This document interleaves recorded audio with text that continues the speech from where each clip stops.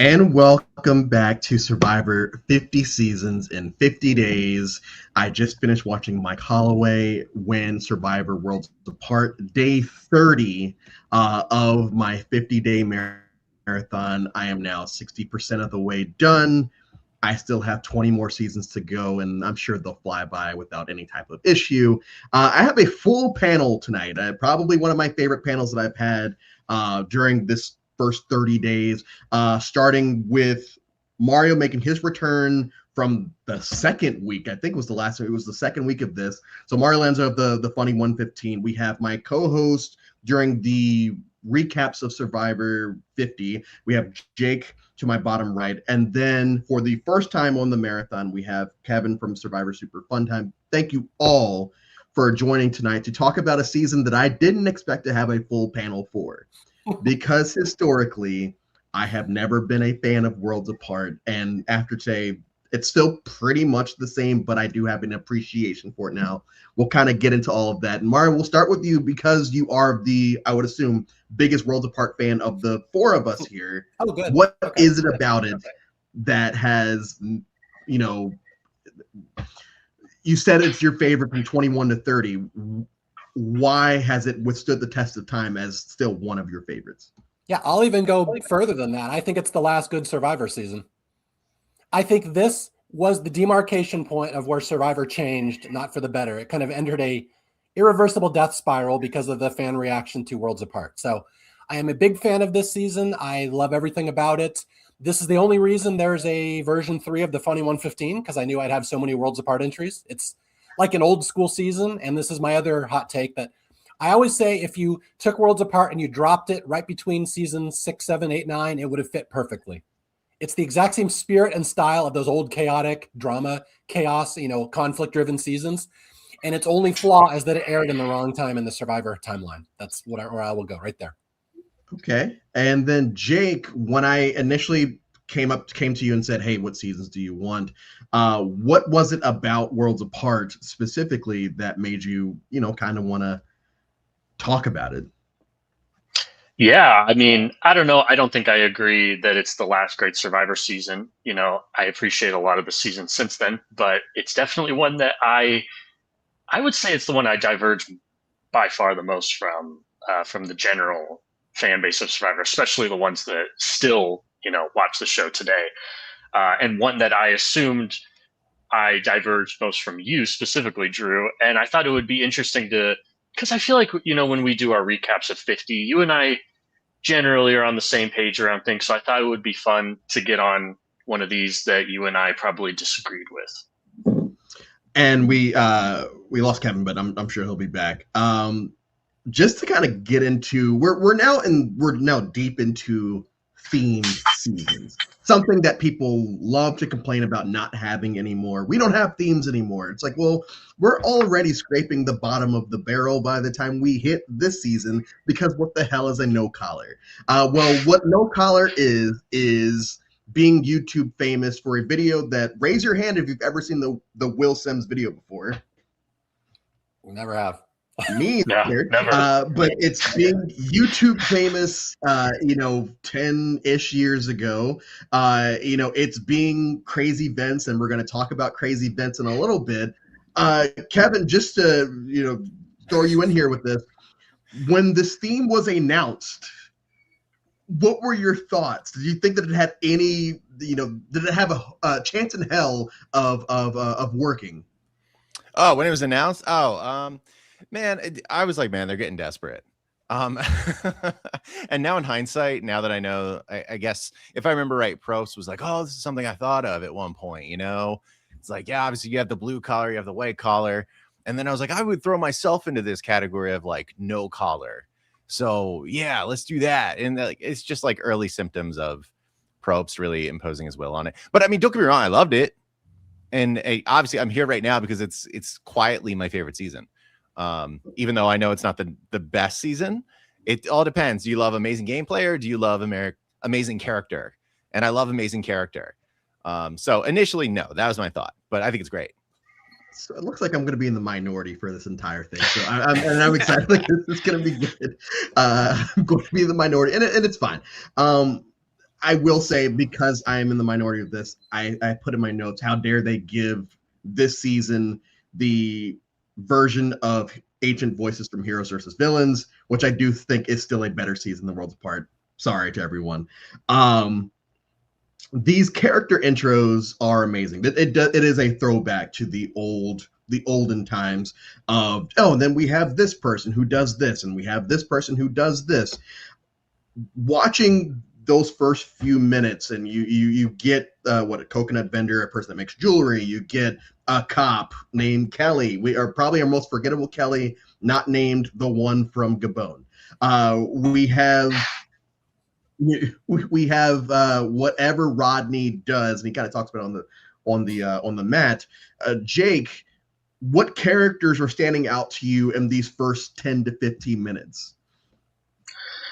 I think Dan Foley is the where he grabs the leaf and tries to. I'm like, you little, like, he's just begging for screen time. It's just hilarious.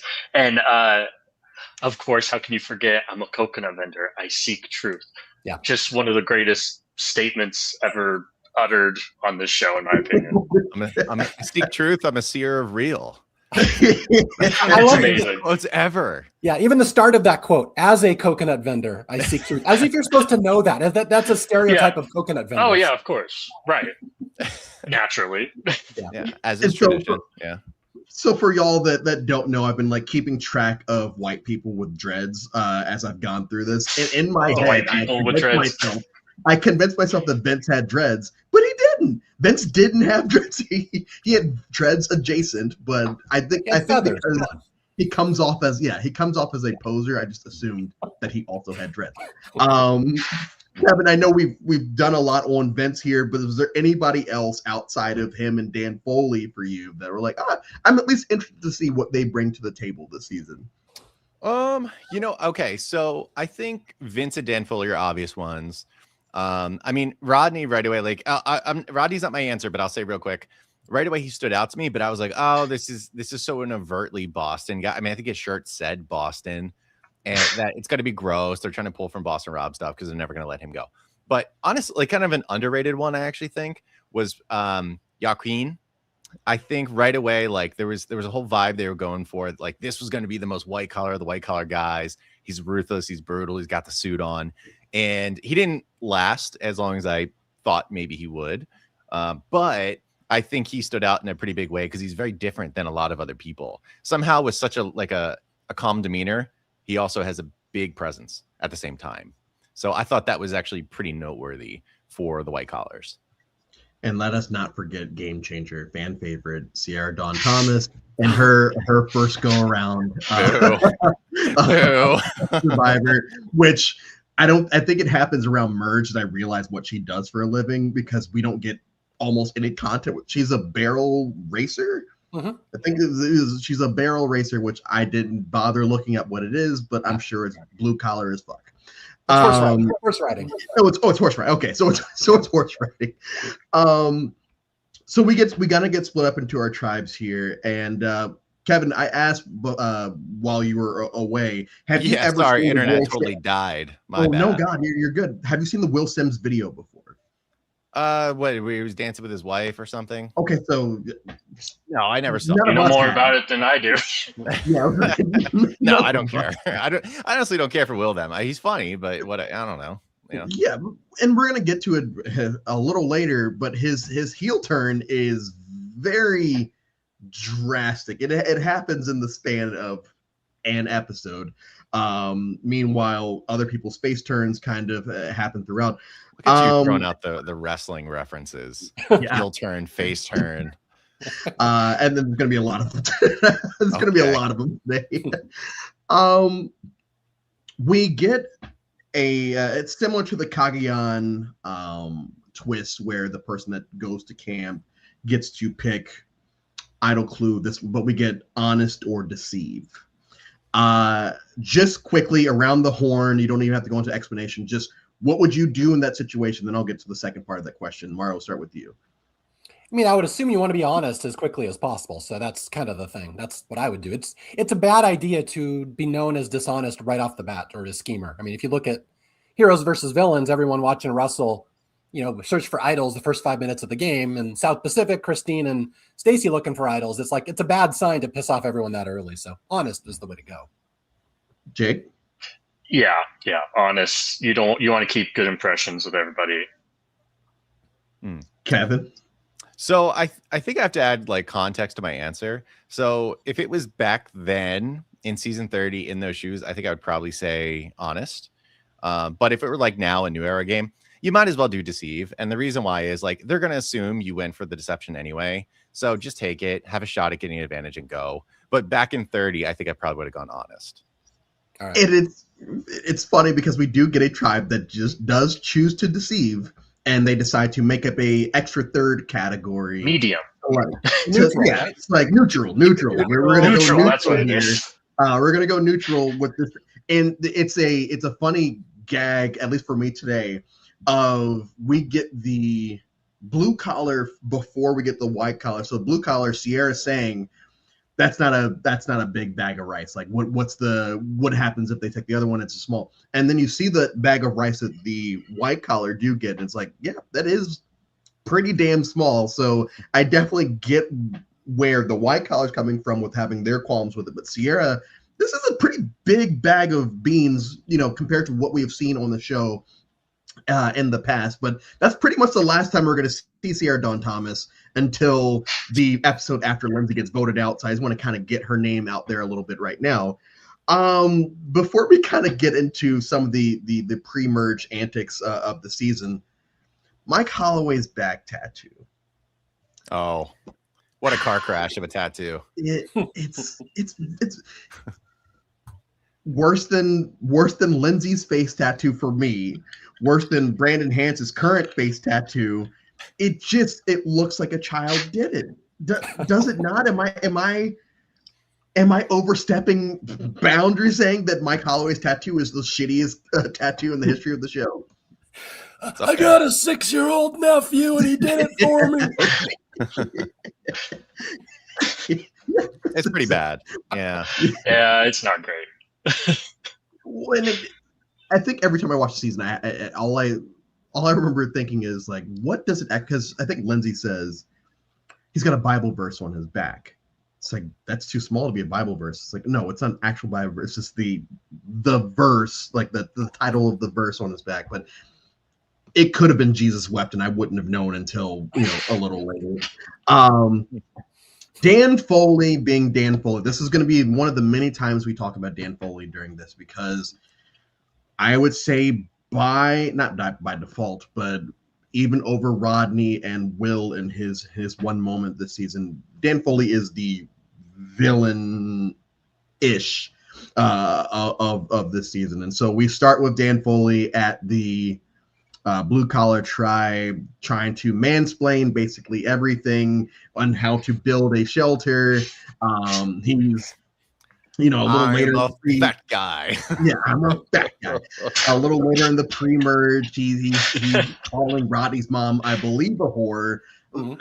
Like, I'm fairly certain it's whore. No, he never said that. What do you mean? Roll the tapes. Yeah, exactly. Never said it. It's the edit. Going all the way back to Sean and Pearl Islands, where it's like, oh, it's the edit. It's like, okay, yes, but we also understand that Rupert is what he is. Dan, you were actually saying this. Just talking pre-merge, even before the swap portion of the game, where he's not actually shown that much. Kevin, we'll start with you. Just what were your thoughts on Dan Foley these first few episodes of the pre-swap version of the game? Oh, geez. So how I feel about Dan Foley now is so much different than I did on first watch. Now I love Dan Foley, and I think he should be talked about way more in Survivor lore. But back then, delusional and annoying is probably the way I would describe it. I wasn't a super big fan at the time, but I was a no-collar guy. So I wasn't into the annoying people, the annoying big personalities of Eskameka. Because like Mike was kind of annoying with his voice. I'm like, who's this guy with the voice? Get a lozenge. And then, Dan Foley, obviously not great. And Rodney was the king of idiots, So, but Dan was right up there. Jake, were you at any point, maybe even current, are you a Dan Foley person ever in your Survivor history? Oh, I mean, listen, I appreciate him for what he is, right? I mean, he's, as Mario Lanza wrote in he's the ultimate monkey's paw of just like, he wanted to be such a huge character and he basically got his wish, but he's a big character because everyone hates him and he's an idiot and he constantly puts his foot in his mouth and says the stupidest things imaginable. And yeah, it's like he's a jackass, right? But it's just so funny because the way, especially the way he loses, the way he gets voted out, it's like the way he completely wastes his extra vote for no reason. Like, come on, dude, come on. I have appreciation for him. I think the first time I watched it, I was like, get this guy off my screen. Like, I want no part in this guy. I come to appreciate him after rewatching this season a couple times. Harry Potter's grandfather. Mark, when you're writing the Funny 115, like all of your Dan Foley articles, or I guess, are you thinking, hey, one day people are going to turn on this guy the other way, or it's just like, okay, I have a lot of things to say about Dan Foley, and I just want to put it out there, and I don't really care how the perception turns on him down the line in 2026. Yeah, I don't care. I don't care about changing people's opinions. I have no interest in that. Because it's one of those things. All Survivor fans have to realize you're not special. You're just some guy that watches a TV show. And I've never approached anything beyond that. I'm just some guy who talks about a TV show. People think I'm funny. That's fine. But with Dan, I never tried to change anyone's mind. I just point out that my natural instinct, I am a comedy writer. I watch Survivor for funny moments. I haven't cared about strategy since like season 9 or 10. It's been a long time. It's like, to me, you've seen all the strategy. There's nothing left. Now you're just watching for moments, things I can talk about, things that I think are funny. Dan Foley is like a gift from God for me. It was like handed down from Jesus right to me for this. I cannot believe they're giving me this guy who is so delusional, who is the ultimate super fan, who's just a blowhard. He's wrong about everything. And he's so confident about how wrong he is at everything. And it's amazing. And I just like verbal quirks. The way people talk. Dan is so dramatic. He's always monologuing like he's doing Shakespeare. And I cannot believe they handed me this guy to write about. There's no one like that except maybe Rupert. I love taking digs at Rupert for the same thing, how seriously he took himself. Dan is like Rupert times 10. So that's how my mindset, people have to realize. I'm not writing this to point out like who's the greatest strategist, what the best moves were. I'm a comedy writer. Dan is fucking funny. That's as far as it goes. He's funny not because he's trying to be. It's just because we are laughing at him, and the entire time he thinks, well, at least the way he's doing things, it kind of feels like he thinks we're going to be laughing with him throughout. That's the best part. It's the best part. Yeah. And that's I go to the comparison to the other guy I write about, Coach. Coach and Dan Foley are, the yin and the yang of what I love to write about. The people that are so delusional about who they are and just don't realize it. Oh my God, that's so fun to talk about.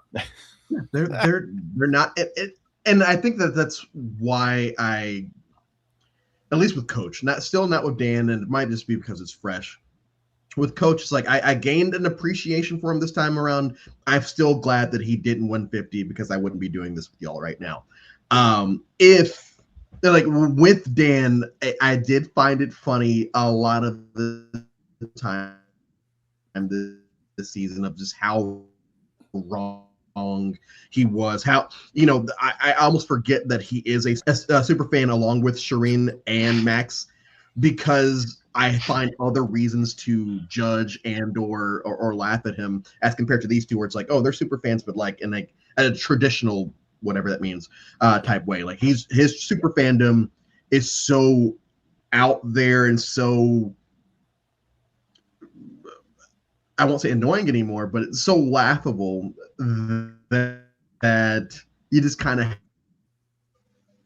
have to appreciate what he is bringing to the show, even though for me, I'm rooting for him of the season. We also have to get to the other big character on this pre-merge. Crazy ass Vince is what I have. Crazy ass territorial Vince is what I have in my notes. Crazy ass territorial Vince, who is jealous of Joey Amazing. And we'll talk about Joe a little later, sadly. But we have crazy ass Vince in his 2-episode story arc. of thinking that him and Jen are betrothed and that Joe is somehow trying to sweep in and steal his beloved. Kevin, thoughts on crazy ass Vince and his entire storyline, which lasts for 2 episodes. Greatest 2-episode appearance in the history of Survivor. Oh my God. Like, come on. It's insane. Like, even the way he confronted Jen about it, when he said something like, I thought we were like, you know, we were kind of on the same like vibe. And I think like now maybe you want to catch like Joe's wave. It's like, this is perfect. The most no collar like sentence ever. Like, listen, I think, sorry to butt in, but I think that they achieved their goal of the whole no collar thing.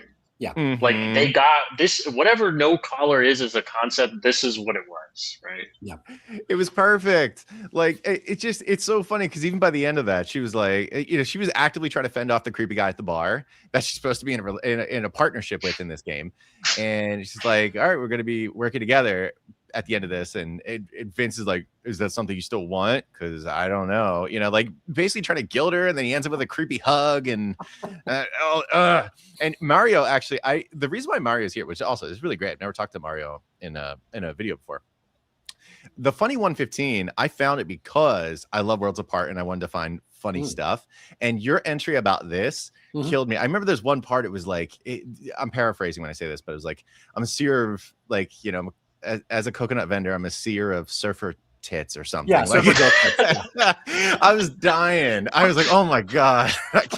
When I think of this scene, that's what I think of. And his exit is just perfect and the greatest 2-episode arc maybe in the history of Survivor.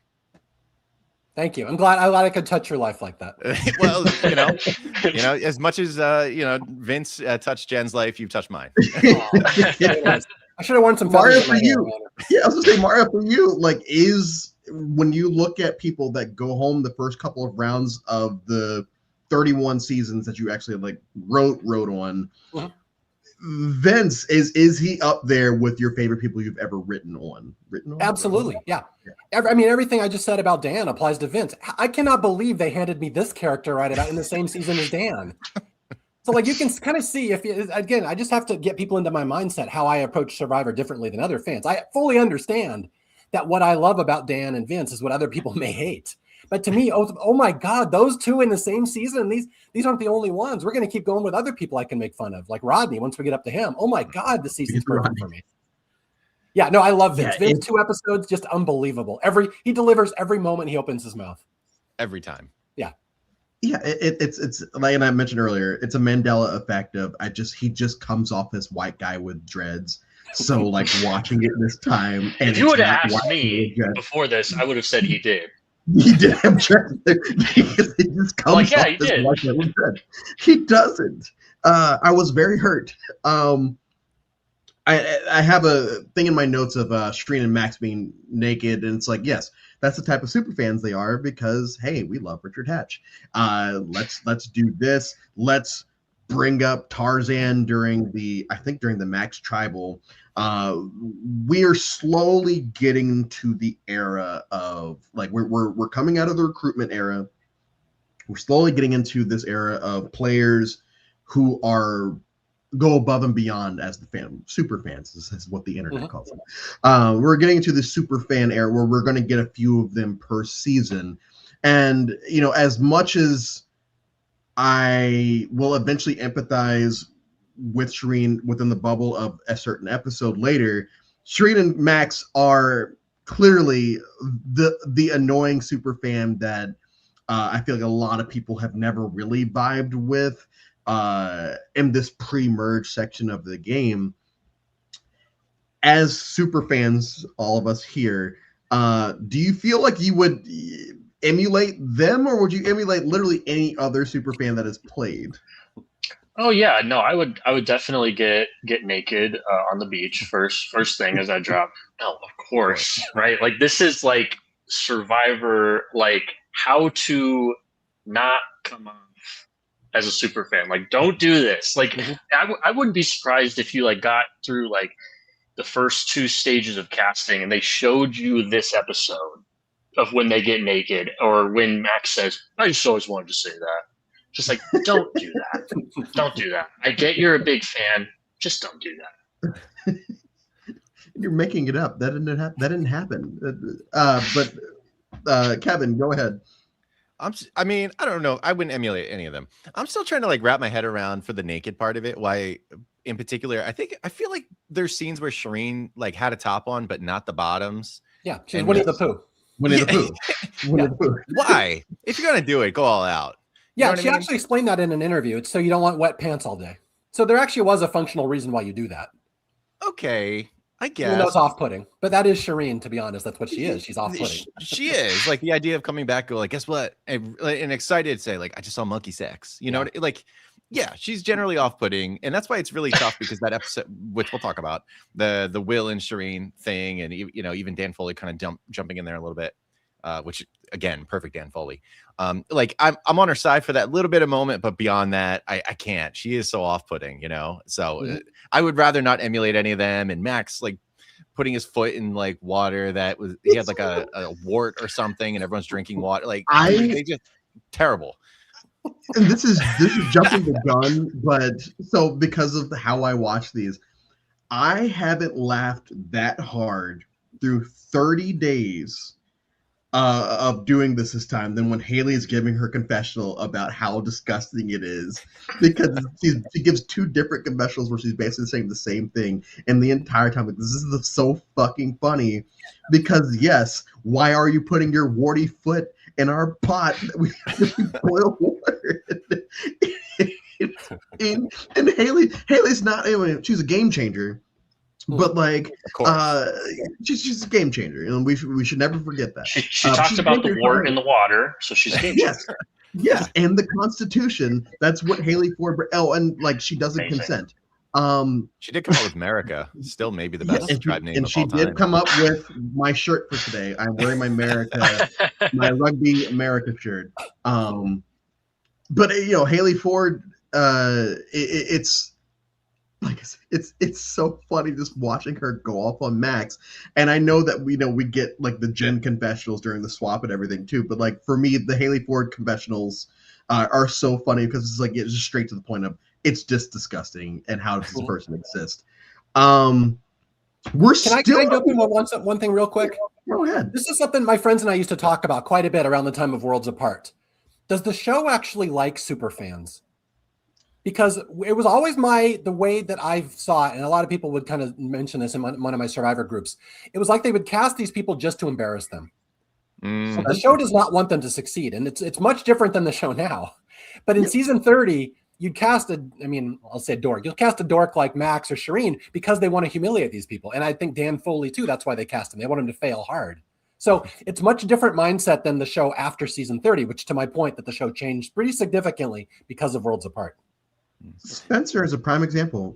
I think during the reunion, Jeff says like, "Oh, I told Spencer like he was going to shit the bed." Basically, that's the thing. Yeah, they want him to. That's good. They want him to, and then Spencer becomes Spencer, whatever that means to y'all. But Spencer becomes Spencer by the end of it, and he gets voted into second chances. So clearly, he resonated with the larger fan base. But I do agree with you that.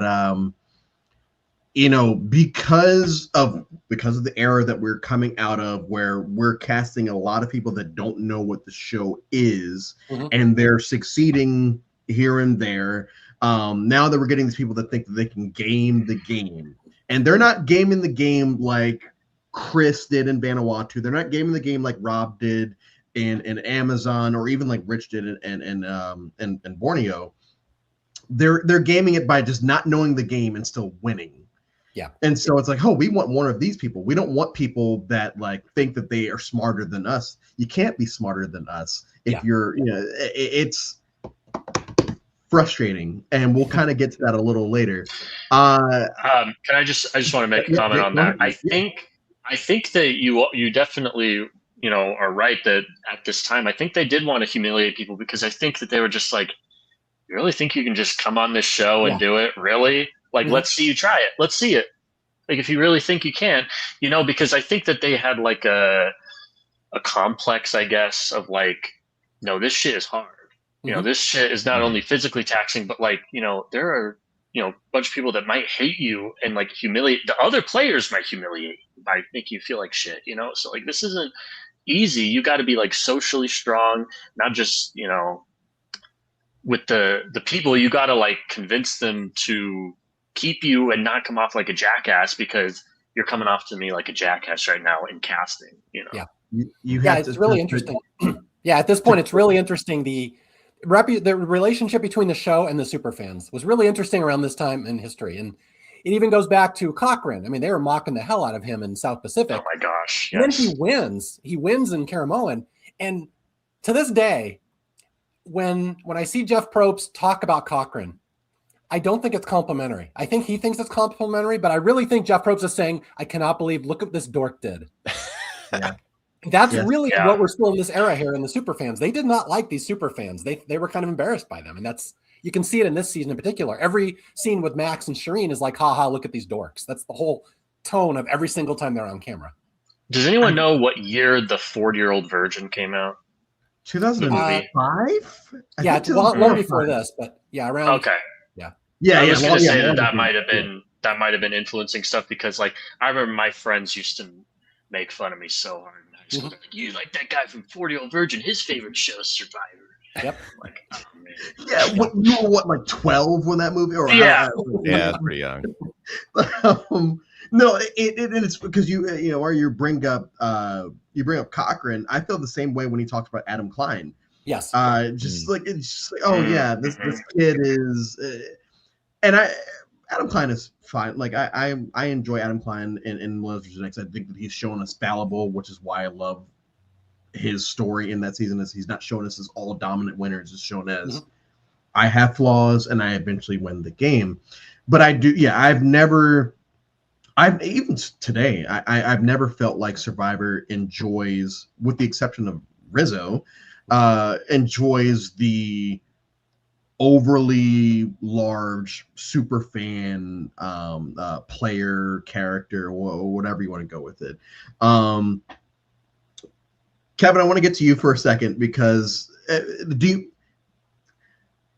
I hate to put you on the spot. Do you mind me asking relatively how old you are? Oh, I'm 36. 36. Okay, so Yeah, we're I'm still not kidding.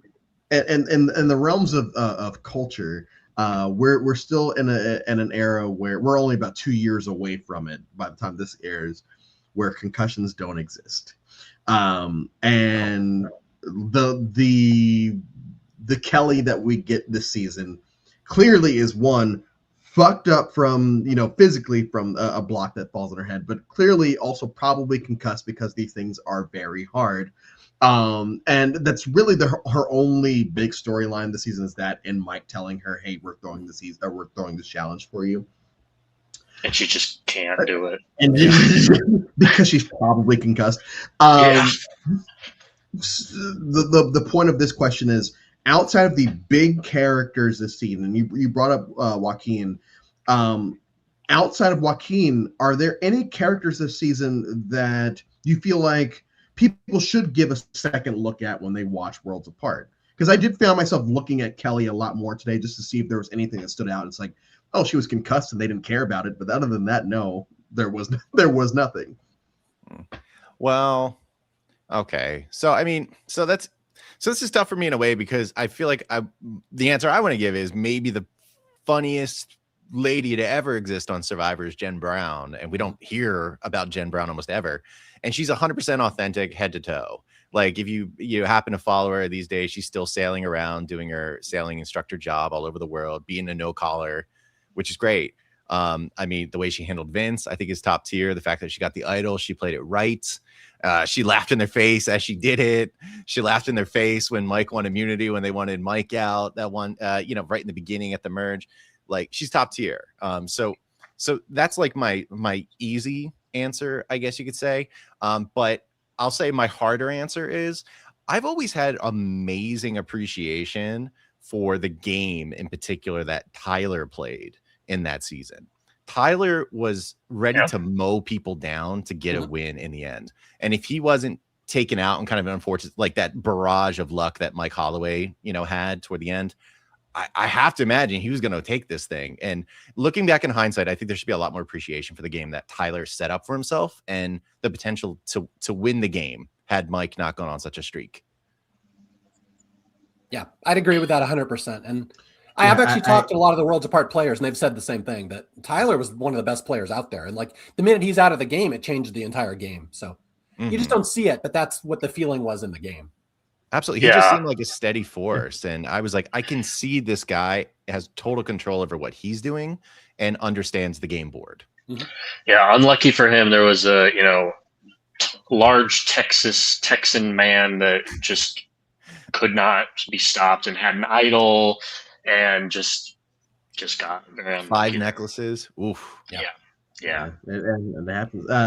This was Mike's season to win. He was just gonna win, right? Like he literally, like, I always forget when I rewatch the season just how early in the merge that he like fucks everything up. I'm always like, wow, it's already happening. Jesus Christ. Like, and then it's just like, okay, he already has to get to work like right now. It's crazy. Well, yeah, he's only out of the blue collar tribe because he's the one that's trying to be very blue collar about their tribe. He's trying to do things around camp, and everyone else is like, oh man, like that's, it's basically they're treating him like Rupert. We're like, hey, Rupert, you know that we're not real pirates, right? You know we're not real superheroes, right? This is not real. But I felt like Mike Holloway, at least pre-merge, felt like he had to embrace everything dealing with the blue collar stereotype. And it's not Lindsay saying a blue collar is going to win because of this. It's like Mike Holloway saying, I have to do all these things to make sure I stay within this blue collar stereotype. And I think that's why, at least for people that, have watched it once or twice, didn't really vibe with him. There are a lot of people that still don't like Mike Holloway for whatever reason. We'll kind of get to that towards the end of it. The other person on blue collar, and we're going to talk a lot about him as this goes along, but we do have Rodney. When I first watched him, it's like, okay, he's just going to be this Rocky, where it's like, oh, we're trying to get Boston Rob again. It's like, no, because this guy is not him. Rocky's not Rob either, but this guy's clearly not him. He's just his own thing. He's his own thing. His first big moment of the season, outside of his first Mike Holloway impersonation with Dan in the Woods, is saying that women should hold themselves to a higher standard. Now, we have no women on this recap, so be wary of what we say, but Rodney would be a big fan of this panel. Rodney's exactly. You got 96 goals here, yeah. We'll start with you. Just thoughts on Rodney pre-merge, and even if you want to talk about Rodney at the swap before we get to the merge section of them. Okay, so I assumed he was extremely off-putting, but something he did connected with people. I will say that there's an authenticity, the fact that he's a bit of a dope. I mean, I remember specifically at the merge when, Haley, Jen, and Joe came back together, and Joe had been with Rodney during this time, and they're like, okay, what's the deal with Rodney? Is he really as dumb as he seems? And Joe's like, what do you think? So I think they all knew he was pretty silly, but he had social capital with all these different players because of that, which absolutely blew my mind, because he has these moments of being incredibly annoying. But the problem is there's so many people on this season that have moments of being incredibly annoying. So it's like he got, he's just another one among the bunch. It seemed like he was never truly in danger, which kind of fascinates me until basically the numbers ran out at the very end. I was found to be annoying, but objectively amazing character. And now, from what I understand, it runs like a business where he drinks his own urine or something. Pretty crazy. He's a great salesman. Yeah, he's a great salesman. Mario, you mentioned in one of your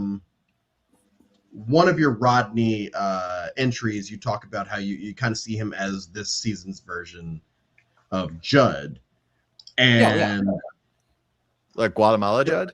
Yeah, like Guatemala Judd. And for me, the only time I ever considered Judd to be like, oh, I'm done with this guy, was during the ADD tribals. Other than that, it's like, okay, Judd's fine. Rodney to today has I've never really vibed with him. I I did put him in kind of the Dan Foley category today of like I just enjoyed laughing at anything that happened. And later on, I'll even say I wish that he was more of a likable person because a lot of stuff he does say and does is very funny. I just can't relate to him. So, so for you, what the fodder, like where does the Rodney fodder come from? Do you like him? Everything about Rodney. Yeah, no, I love Rodney. Rodney is okay. Here's a good example. I talked to a casting director. This is a couple years after Worlds Apart. And I was we were just talking on Facebook Messenger, and he said something like, Rodney, he is the perfect castaway on this show. He's like, as a casting director, that is what you want. He's short. He's got a Napoleon complex. He never shuts up. Unbelievable confidence in himself. He's got a really distinct accent. When he's speaking, you know who he is. You don't need the chyron around him. He's brash. He's going to succeed like Boston Rob, or he's going to go down in flames hard. And as a casting director, you don't care. One way or another, either one of those is great for us. And I've always remembered that in my head, that Rodney is the ideal person they're looking for in casting. That's exactly what they want, at least in season 30 at this point. They've changed significantly since then. So I don't vibe with Rodney, but you're not supposed to vibe with Rodney. That's the thing. We're still in an era when the show doesn't represent the audience. The show is a little different than the internet audience still in season 30. Yes. And Rodney's kind of an old school throwback to just a loud, brash, misogynistic Boston kid. I have a friend named Justin from Boston. He loves talking about Rodney because he's like, Rodney is every guy I ever knew in Boston. He's like, there's a word for us in Boston, and it's not inaccurate. We're massholes. Massholes. That is perfect. He goes, that's how we describe ourselves. That's a Boston guy. He goes, a lot of the times it comes off as being brash and rude, but we're not. We're just honest. It just comes right out. That's a Boston thing. It's like, he goes, Rocky from Fiji is another one. He's another masshole. He's got that same sense. He goes, as a Boston guy, I understand what Rocky's saying. I understand what Rodney's saying, but it comes off differently to people who aren't from that area. And that's why they cast these people, because, again, Survivor is a reality show. You need friction. You want conflict. Rodney will conflict with anybody because there's no one like him. So that's how I would put him in context. Yeah, the only person he's not going to argue with is Joaquin because of their bromance that we're going to bros, get. Yeah. Apples and oranges. Apples and oranges. I always thought that was hilarious because he's trying to say that they're like two peas in a pod, but apples and oranges are two different things. It's like, you might as well just say we're both like fruit. We're both fruit. I should point out my wife works in special ed, and there's a term she uses. I think it's modeling or something. When one kid is playing, the other kid starts doing the same mannerisms as the first kid. And there's a scene where they're clapping their hands, and my wife's like, "Oh, it's so cute. They're modeling each other. It's like little kids in school." Anyway, yes, I know exactly the scene that you're talking about because okay, I'm gonna go behind the curtain here for just a second. Move my camera. If you can look at my screen, so I have all of your articles from Worlds Apart pulled up for today, like just because I wanted to get your perspective on it from when you initially wrote your Worlds Apart. And that the scene, when that scene happened, it's like, yeah, that's exactly what that is. They're just we both think each other the coolest person that we've met out here, that we're just going to naturally start doing this. Absolutely. They're bros. And so on the other side, we already brought up the hold up bro moment, like what I talked about when I did Caramone a few days ago of Mandela effects in Survivor history. I asked everyone on the panel, hey, what actually is said during the Malcolm Reynolds tribal? And it's like, it's like, no, it says hold up Reynolds. He doesn't say hold up bro. But we get our hold up bro moment. Jeff does no salad, another professional wrestling reference. But there it is. He no sells it. Okay, Max goes out to do whatever to not get voted into second chances. And then we get to the last round before the merge, where Rodney wants to get rid of Joey Amazing because he's really good at challenges. And as I watched it today, it's like, imagine if this actually worked, because they do succeed in throwing the challenge. But imagine if this actually worked and Joe goes away, and unless you know, because he does steamroll the first couple of scenes in the merge. Imagine he doesn't even make the ballot of second chances, and we never have to hear about Joe Englund again. And yes, there is a lot of bias that goes into this, but whatever, it happens. Rodney convincing his tribe to throw the challenge, specifically Mike to throw the challenge, so he could save his ally Kelly the cop. How do y'all feel about throwing challenges? Drew Christie sort of aside for here. How do you feel about the strategy of throwing challenges? And Kevin, we'll start with you. I mean, it all depends. Like, I mean, obviously you're opening yourself up to, a major problem potentially, because immunity is the only thing that can save you. Generally, I'm always open to hearing the thoughts on it. Some folks are like, listen, it's always a terrible idea. There's always like weird, like juju about doing it. And, in this instance, it didn't necessarily go like Rodney's way, but it went Mike's way, I guess. And I don't know. I'm always willing to listen to kind of the thought, but like, I'm never open to like giving up immunity once you already have it. Like at the tribal stage, one world, exactly. I'm never open to that, but throwing it beforehand. All right, fine. Doesn't matter. Jake? I think this is like something that I'm very adamant about, that I think throwing challenges is actually a very useful tool that people don't use as often as they should. I think that just because it sometimes has blown up in people's faces doesn't mean that it's always a bad decision, right? I mean, people have used idols horribly. It doesn't mean that having an idol is automatically a bad thing. No, you can use it to save yourself, right? So, yeah, I think that, obviously situational, if you're like on the bottom of a tribe, you should try to throw the challenge, right? But yeah, there's situations where it's a good idea. Mario, I kind of want to go straight off of that for a second. Just talking about the America name, because we're going to merge here. We're going to lose Joaquin. Rodney's going to lose his bromance. He tries to play it off as if it was all an act. Like we weren't acting together. It's just like, hey, I was looking out for the blue collars. Don't worry about it. I liked you as a friend.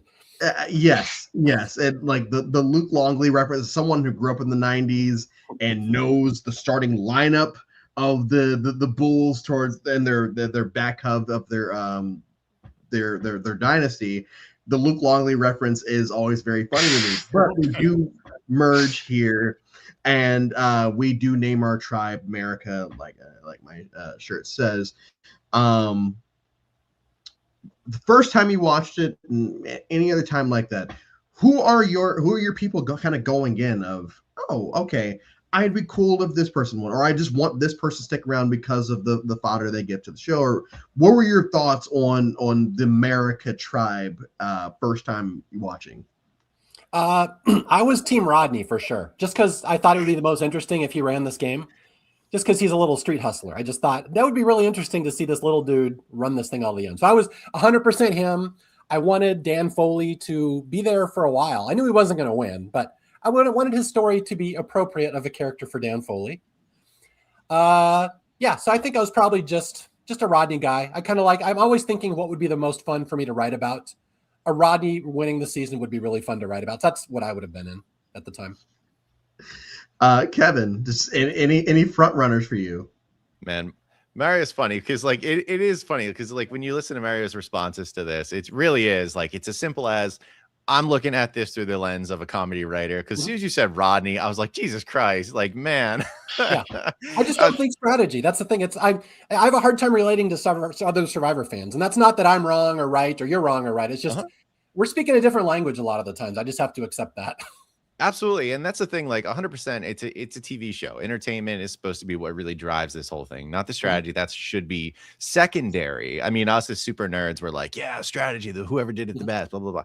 But realistically, entertainment. And I think Rodney brought that. Fair. Although I think as kind of a odd byproduct, there was like I was mentioning in my previous answer, there's a weird period of time where Rodney seemed like he really was running things and would have had a shot at winning, it seemed like, which is crazy. It's crazy. But getting back into my mindset of, I can't remember how old I was when I watched it. We'll just say I was something like 23, 24, something like that. I skew Burrowy naturally, and I still do to this day. I was all about Joe. I wanted Joe Angleman to win. He had no strategy to speak of, but I like that he was making like fake idols, but he's a jewelry guy, so it makes sense. He's great at challenges, and he's just historically good. He's top 3 all time. So I was a big fan of that, but I also love Jen too, and I had a mini crush on Jen. But I had no idea who's going to win the game at that time. I couldn't read what was going on. Yeah. Jake, were you surprised that? So when we get down to it, Joe does win immunity, and Beast stings Jen on her crotch. We're having a good time here, but the no collars plus Shireen want to, out of everyone left in the game, they want to go after Kelly, Cadet Kelly, on the season where we have all these larger than life personalities, these a lot of these blue collars. We have a few of these white collars that we can. They want to go after Kelly here. Were you shocked that that was the name that they kind of landed on? Yeah, a little bit, because you want to, I feel like most people want to go after the big names, like Romney and Mike and Dan, we're like these big names, whereas Kelly, I thought it was actually a smart move, because she was kind of the one that was friends with both sides of them, whereas Dan and Mike and Rodney and Mike did not get along at this point. So I actually thought it was pretty smart. I don't know if I think that's the reasoning that they give for why they do it, or maybe not. But yeah, I remember being surprised that they did it, but I think it ended up working pretty well. Yeah, I was going to say, I've talked to a lot of Worlds Apart players to research that Dan Foley entry. I talked to a lot of Worlds Apart people. I really wanted to know what was going on out there. And the thing that came back a lot of the times is Kelly was really the glue that held everything together. That much like Kevin said, Tyler is the most underrated character. He wished that you'd know more. I think Kelly she didn't really have a story that was like TV friendly. It wasn't really exciting, but you had to get rid of her because she was too good a player. It was one of those, but that's what I've heard from talking to the players. It's like, you got to get rid of her because she's too powerful. Yeah, she was friends with everybody on that in that group. Well, and she's a walking concussion at this point. But like you get rid of the person that you are perceiving as the person that's holding everything together. And amazingly enough, we still get majority blue collars at the end game of this, despite the fact that we're getting rid of the supposed glue that's holding them all together. After Kelly goes home, and an idol play, which, idol plays, despite the fact that I don't like advantages in idols, this is still one of my favorite idol plays of all time. Jen playing it, they see the Haley vote come up first, and she's like, oh shit, like we just screwed this whole thing up. And then the rest of, it kind of goes Kelly's way. Mike does a good job, not a great job, whatever that means, of putting a bigger target on Joe of like, hey, Joe's got the idol. Hey, I'm going to say this publicly that Joe has the idol, so that these people that we're playing with probably believe it. Kevin, we'll go back to you, because I feel like there's this perception in our community that, Mike Holloway steamrolled his way because he was winning immunities, but he wasn't really doing anything. I've always felt that was unfair, because I do feel like Mike Holloway was doing he was doing a lot. We're going to talk about a lot of it a little later. As far as Mike Holloway, the winner, do you kind of just say, oh yeah, he kind of won his way to the end, or do you find merit in other things that he's doing throughout this? So I think it's a fair question. I think people are right when they say he more or less idled in immunity to his way to the end, because he did. And I think that's a positive in his favor rather than a negative. I think a lot of fans, particularly in today's lens, they're like, listen, if you can't make it to the end without relying on immunity, then you had no game. Now I would say, keep that energy for Rachel Lamont in 47, but a lot of them don't.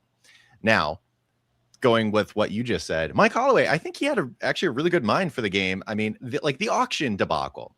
So the auction debacle, obviously, like that was probably a mistake. But the precursor to that was Rodney was talking about getting rid of Mike. So really, Mike just had a good nose for what was happening. Now, how he chose to combat it, maybe wasn't the best because it ended up losing him a lot of his blue collar allies. Because if I remember right, Sierra Dawn got off the boat at that moment. Dan Foley felt personally hurt in that moment, which classic Dan, right? Classic Dan. Classic Dan. Couldn't let it go. Mike had a great nose for the moment. So I think it was good there. And even when he was in the minority, he bought himself a lot of time. I think there was, I'm trying to recall, but especially toward the end, like it seemed like maybe Carolyn was vibing with Mike a little bit more toward the end. I mean, she still would have voted him out, but it seemed like he was gaining some social ground to the point where, you know, he gets to the end and they all could have said, if you didn't have that necklace around your neck, you would have been gone ages ago. Why should I give you my vote? And he convinced them all that he was better than, well, being better than Will's not hard. I don't think anyone respected him. But Carolyn, there's a legitimate argument for why Carolyn, I guess, could have won, and he still got that. So I think Mike grinded his ass off with the time that was given to him via his immunities. So I don't think it's fair to say he falls in one or the other. I think he did both. Yeah. Jake, to go to you, we're going to, so I have a different question for you and Mario here. So for this, we're talking about Dan and Shireen in the water, just everything dealing with Dan and Shireen in the water. The two super fans having it's a one-sided conversation, but they're having a conversation in the water. And the tribal portion of this episode is where we get the iconic "Flippers never win" line, which is clearly bullshit. Yeah. Because in the 30 seasons that we have up to this point, we have a lot of scenarios where flippers do win. Jake, do you think that Dan Foley is a real super fan? But also, you know, what is your perception? 30 days, 30 seasons into this. What is your perception on flippers as a concept? You know, are you still looking at them the way that the earlier seasons looked at them? So, do I think that Dan Foley is a real fan? Yes, I definitely think he was a real fan. I think that he was a huge fan, especially from what I've read. That, you know, he was always at these, you know, casting events and stuff, and like was widely known among people who went to casting events. It's like, oh, here comes this guy again, you know. God, there's the weirdo. Yeah, this guy. Yeah. God, I can't imagine what what they were thinking when they finally saw him on the show. Like, you're fucking kidding me! Like, that guy you made on. But also flippers are. I mean, obviously, especially because I don't know the exact timing of like when Kageyan aired, when this started. They've seen Kageyan. Like, right after, right? So yeah, because Joaquin makes reference to Jatia pouring the rice in the fire. And yeah, that's right. And Shireen says Tony, right? Yeah, Tony. I mean, come on. Tony is like the ultimate flipper. He couldn't, because his mind was just, you know, he couldn't focus on one alliance for more than 2 seconds. Was constantly flipping, you know. It's kind of a ridiculous statement to make, especially if you were to make that statement now. Even more ridiculous, you know. I mean, we just saw, you know, Aubrey win Survivor 50. I don't even think she had an alliance the entire season, right? She just flipped from kind of one little group to another. So, kind of, trust cluster. Trust clusters. The dumbest phrase ever. But yeah, no, flippers definitely win all the time. Mario, what I want to kind of bring up with you is getting back to the water scene. In my notes I just had Dan Foley as a shitbag. Because this is another mansplaining moment of him explaining to Shireen how numbers work and how counting works and everything dealing with remedial math that all of us, I would assume, kind of understand. Did you understand where he was coming from? And what is, like, for you, for this scene, what are some of the moments that stand out to you in 2026 now that's like, this is still just fucking funny? Well, yeah, I mean, once again, getting back to that, I watch the show differently than other people do. I don't get emotionally invested in these conversations. Like, oh, this is a guy talking down to a woman. Like, that doesn't even cross my mind. I just like these two disparate characters, so different from one another, having a conversation. And they're both super fans. So, like, And I remember David Letterman used to make a joke that all human beings are 99% the same DNA. So they're still 99% the same DNA. These are the same people, basically. And I just enjoy that conversation because I haven't watched that scene in quite a while. So I don't remember the numbers specifically what he's talking about. But knowing Dan, he's not pulling these numbers out of his butt. There's some alliance he's explaining. You're in the bottom of that. Why would you go with that? So from his point of view, it's a logical conversation. He's just not and this is why Dan is amazing. He's just not a skilled orator, however you pronounce that name, that word. He is not good with his words. So as per many Dan scenes, he's got a point. It's just not coming out the way he wants to. And he gets increasingly frustrated and angry because he doesn't have those speaking capabilities that he's convinced he has. So that's how I view that scene. That's viewing it in 2026 is no different than viewing it in 2015 to me. It's like, it's just Dan. Dan is ridiculous.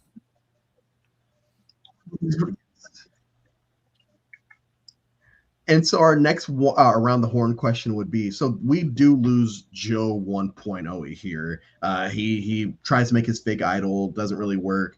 And my notes, it says, and then he will rinse and repeat 2 more times. Because it's similar to James, where we just basically get the same person in 3 different times, where by the time we get to Joe and Edge of Extinction, it's like, okay, let's just nip this in the bud. I think he's either a merge boot or the first boot after the merge boot in Edge of Extinction. But it's like, okay, he clearly doesn't understand the social aspect of the game, at least from what we were being shown.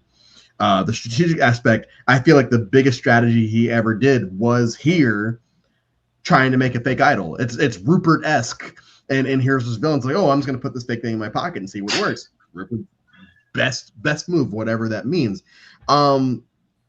Kevin, did you vote? Did you vote for second chances? But 2, Joe Anglem 1.0, do you feel like we needed a 2 and 3 past this? I gotta tell you, I don't think I voted. Because I was a fan, I watched, but I don't think I voted at that point. I was excited when I saw, because I wasn't as deep into it at that point. I have to admittedly, I first started watching Survivor Africa, and I was a huge fan until like season 12, 13, something like that, Cook Islands, Race War. And then it slowly, I ended up eventually getting into college, so I paid less attention, but I still watched. So I didn't do that. So the answer is no, unfortunately. I totally would have voted for Shane Powers from Exile Island for what it's worth. But as far as the part 2, should we have seen a Joe Anglem 2.0? Absolutely. Yeah, there was no question. On that ballot, if you were looking for no question, like challenge beast, he would have been my guy for sure. I know other people like Brad Culpepper would have been in discussion, but he wasn't around that long and he didn't win that many challenges at that point. Not like in Game Changers. Savage, I remember him being okay. And, I don't know. There's a few of these guys that were all right, like Spencer. But Joe Anglem, absolutely. And thankfully, he would have, he did me right. Because I think Joe Anglem holds the record in Cambodia for the most consecutive days where you couldn't vote him out, because he won every tribal immunity. And then he won like the first 3 or 4 necklaces in Cambodia. So he followed through on his challenge beastness. But like you said, the problem is that puts a giant target on your back where if you don't have the necklace, you're screwed. And that's what happened in both seasons, one World Apart and in this. Jake, same question. So I did not vote for the second chance ballot. I was not a fan at the time. Entered in on Ghost Island, which, why did I keep watching the show after? It's a great question. I did. But, if I had voted, would I have voted for him? Probably 50-50, because I see why people voted for him, right? Like in a season with just such unlikable people, like he was one of the few, like very clearly likable people. So if that's something that you value, which obviously a lot of people do, then yeah, of course you're going to vote for him. Also, he's, a lot of people thought he was hot, and, he was good at challenges. So, he's kind of like a new Ozzy or whatever. So, but, he's not exactly what I look for in like a Survivor player. So I probably wouldn't have voted for him. And Mario, before I get to you, I did vote for Joe because, at the time it's like, I do need a diverse set of characters going into second chances. I don't want just a pure strategy or pure social. I do need somebody that can actually like just steamroll challenges. So I did vote for him and Shane Powers. Mark, I know that Worlds Apart is your last favorite, but did you vote for Second Chances? Absolutely. I was very involved in that process. In fact, I'll give you a fun little trivia fact. I ran Jeff Varner's publicity campaign. Oh, so you're the one. That was my goal in 2015. We got to get one of the great unsung stars from Outback back on the show. So and you couldn't do T-Bird too? Well, I thought T-Bird would get on. I didn't think she'd need my help. I thought everyone loved her.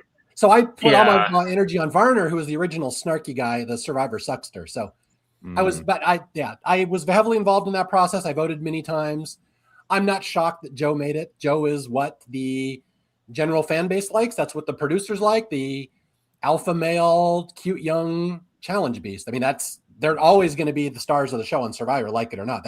It's not what the internet audience wants, but that's what the mainstream audience wants. So yeah, I'm sure I voted for Joe. I was not surprised he got on. I wasn't surprised he played 3 times, but again, from how I view the show, you'll notice I never wrote an entry or article about Joe because I have nothing to say about him. Yeah, he's rinse repeat. He does the exact same thing every single time. Yeah. And so to answer this question, for me, it would be Ozzy, Joe, James, because at least Ozzy has character moments. Mm-hmm. No, Ozzy, James, Joe. Sorry. Ozzy, James, Joe, because Ozzy and James have character moments. Joe has 0 character moments. Yeah. Like you just can't think of a Joe moment where, he fainted. He kissed his dad on the lips. Like those are the moments. But even then it's like, okay, cool. He did that. The end. Any Joe character moments that we have aren't shown on screen. So we kind of get through these first couple of rounds of the merge and we get to the episode of Worlds Apart. When you talk about Worlds Apart with almost anyone, they eventually call back or start off with this specific episode. And the episode starts fairly, whatever. Mike catches Rodney in the act of saying, hey, we need to do this, because Rodney is fairly strategic. Like he is running the tribe, like a few of you have said. But he hears Rodney saying, hey, we're going to turn on these people. Specifically, I think it was Mike, Sierra, and Dan Foley. We go right from there to the auction, which I talked about yesterday, how the San Juan del Sur cast basically broke touchy subjects. Well, we get them breaking the auction here. We don't get that back for many years afterwards. So kind of bear with me here, but Mike finds out about all this.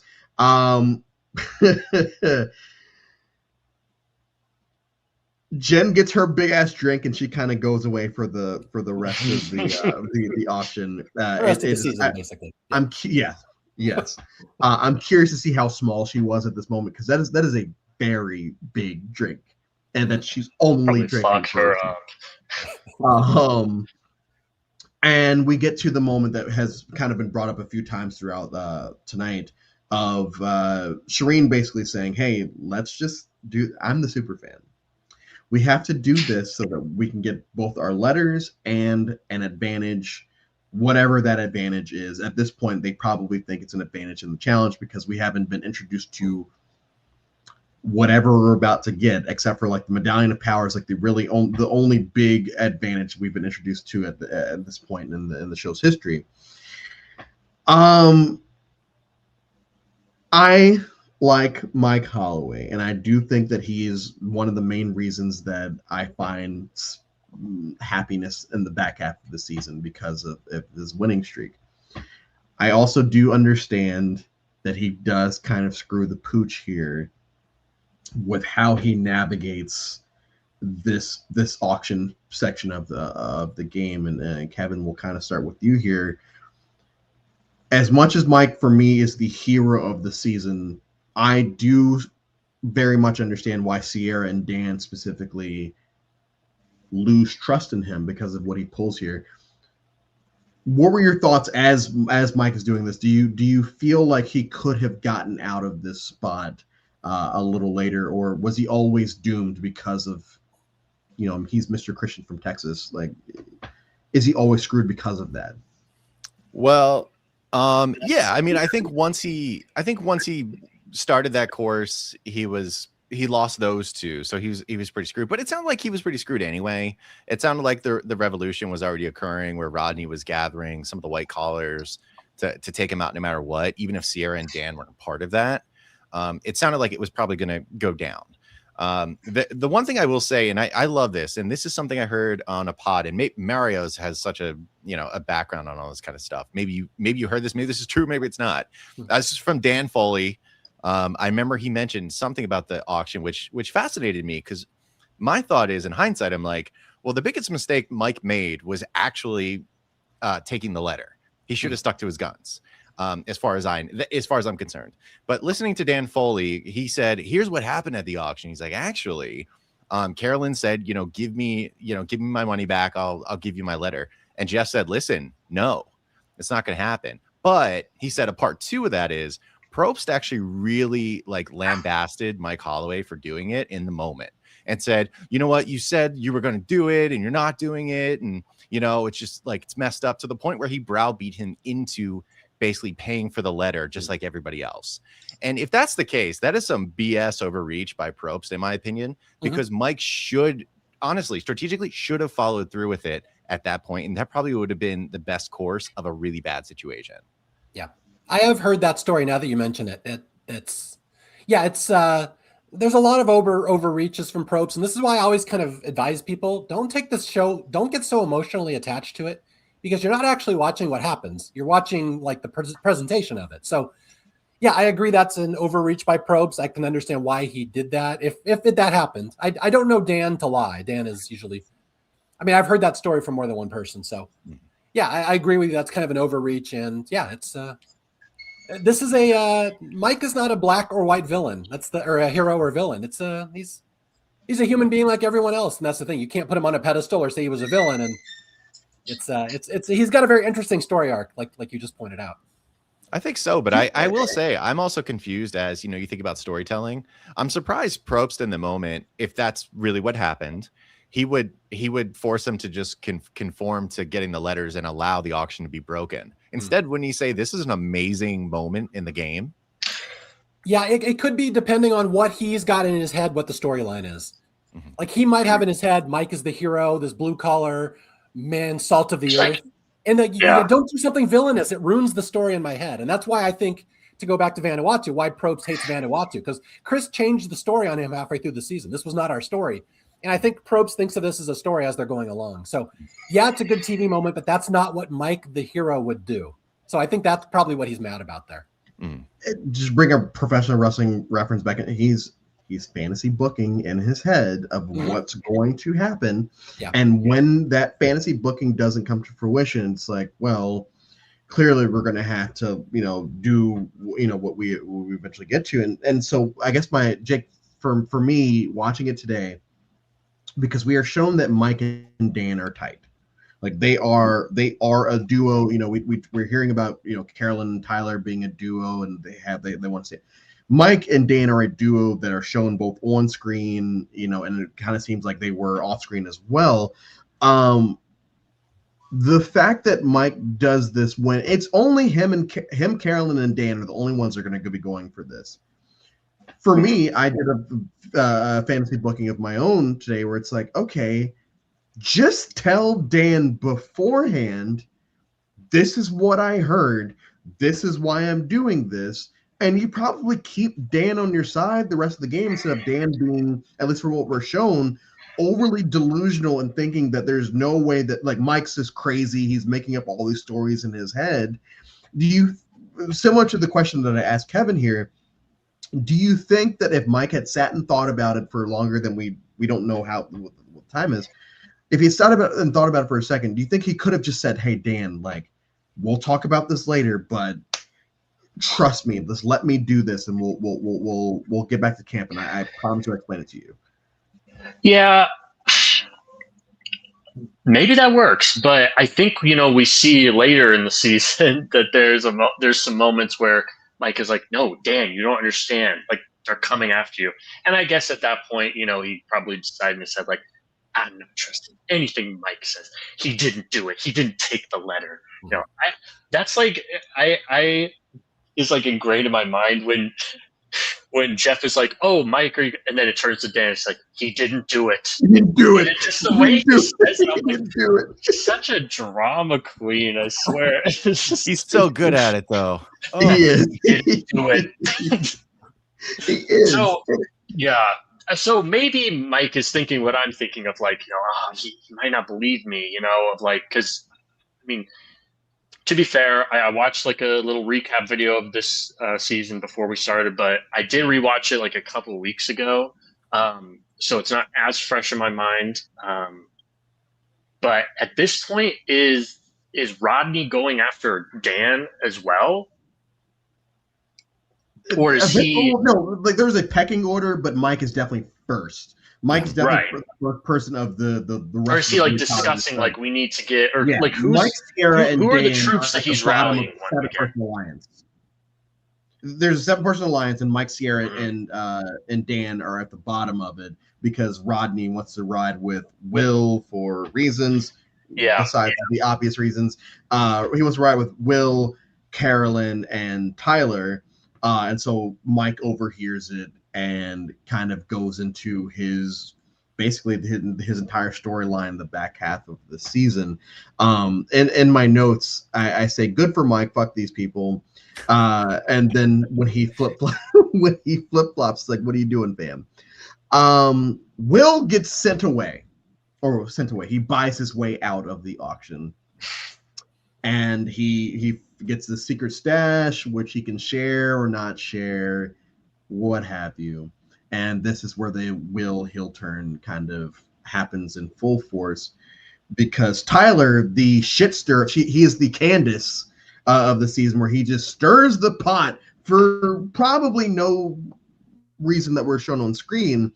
It's like, oh yeah, it was Shireen, Jen, and Mike kind of saying, hey, we're convinced that there was more food there, even though Shireen, at least in the scene, is not shown. It is just shown Jen and Mike.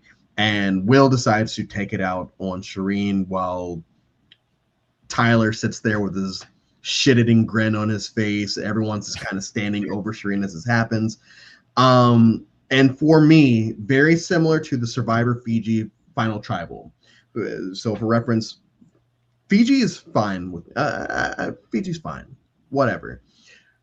Final Tribal is where I always get taken out of it because of how overly bitter and probably drunk the jury is, that they're just attacking these people for feels like shits and gigs. Worlds Apart, I realized today, it's like, no, I don't hate this season. I like the first few episodes, and then when this happens, I feel like I just sort of mentally check out the rest of the time because I'm living in the bubble of what's happening to myself, to everyone on screen. So Kevin, we'll start with you first. Just everything dealing with Snackgate. We'll call it Snackgate. Everything dealing with Snackgate. Is this a moment for you that you kind of do get turned off, or it's like, okay, it happens and I'm having fun the rest of the time?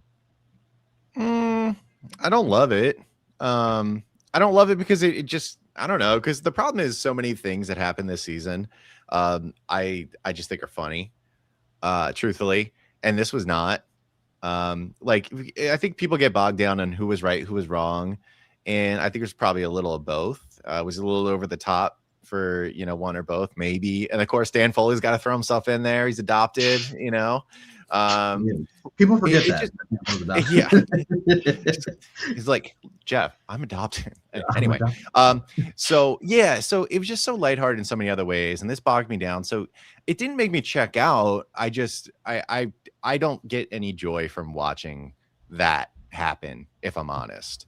I think probably the best thing that came of it from a narrative POV is one, no one's going to vote for Will at the end. I don't think they didn't respect him strategically.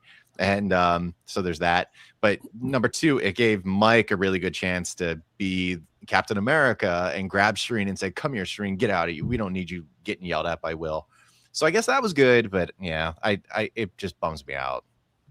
Yeah, it's, for better or worse, it is the episode of the season, at least for me, where most of, like, I'm even condensing it as we talk. Of like most of my notes come from this episode because there's a lot that happens here besides this, but because everything that happens here kind of lays the groundwork for the rest of the season, I did find myself writing a lot more down in this episode than any other episode that comes before or after it.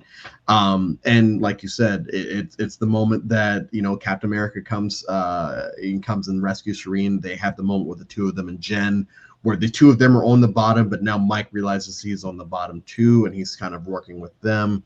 You know, we get this on-screen heel turn of Will, who for the entire season has been portrayed as a fish out of water, no pun intended. A dead fish. Actually. I'm not even referencing. We didn't even talk about that. Him going down the slide. The Wilhelm scene, yeah.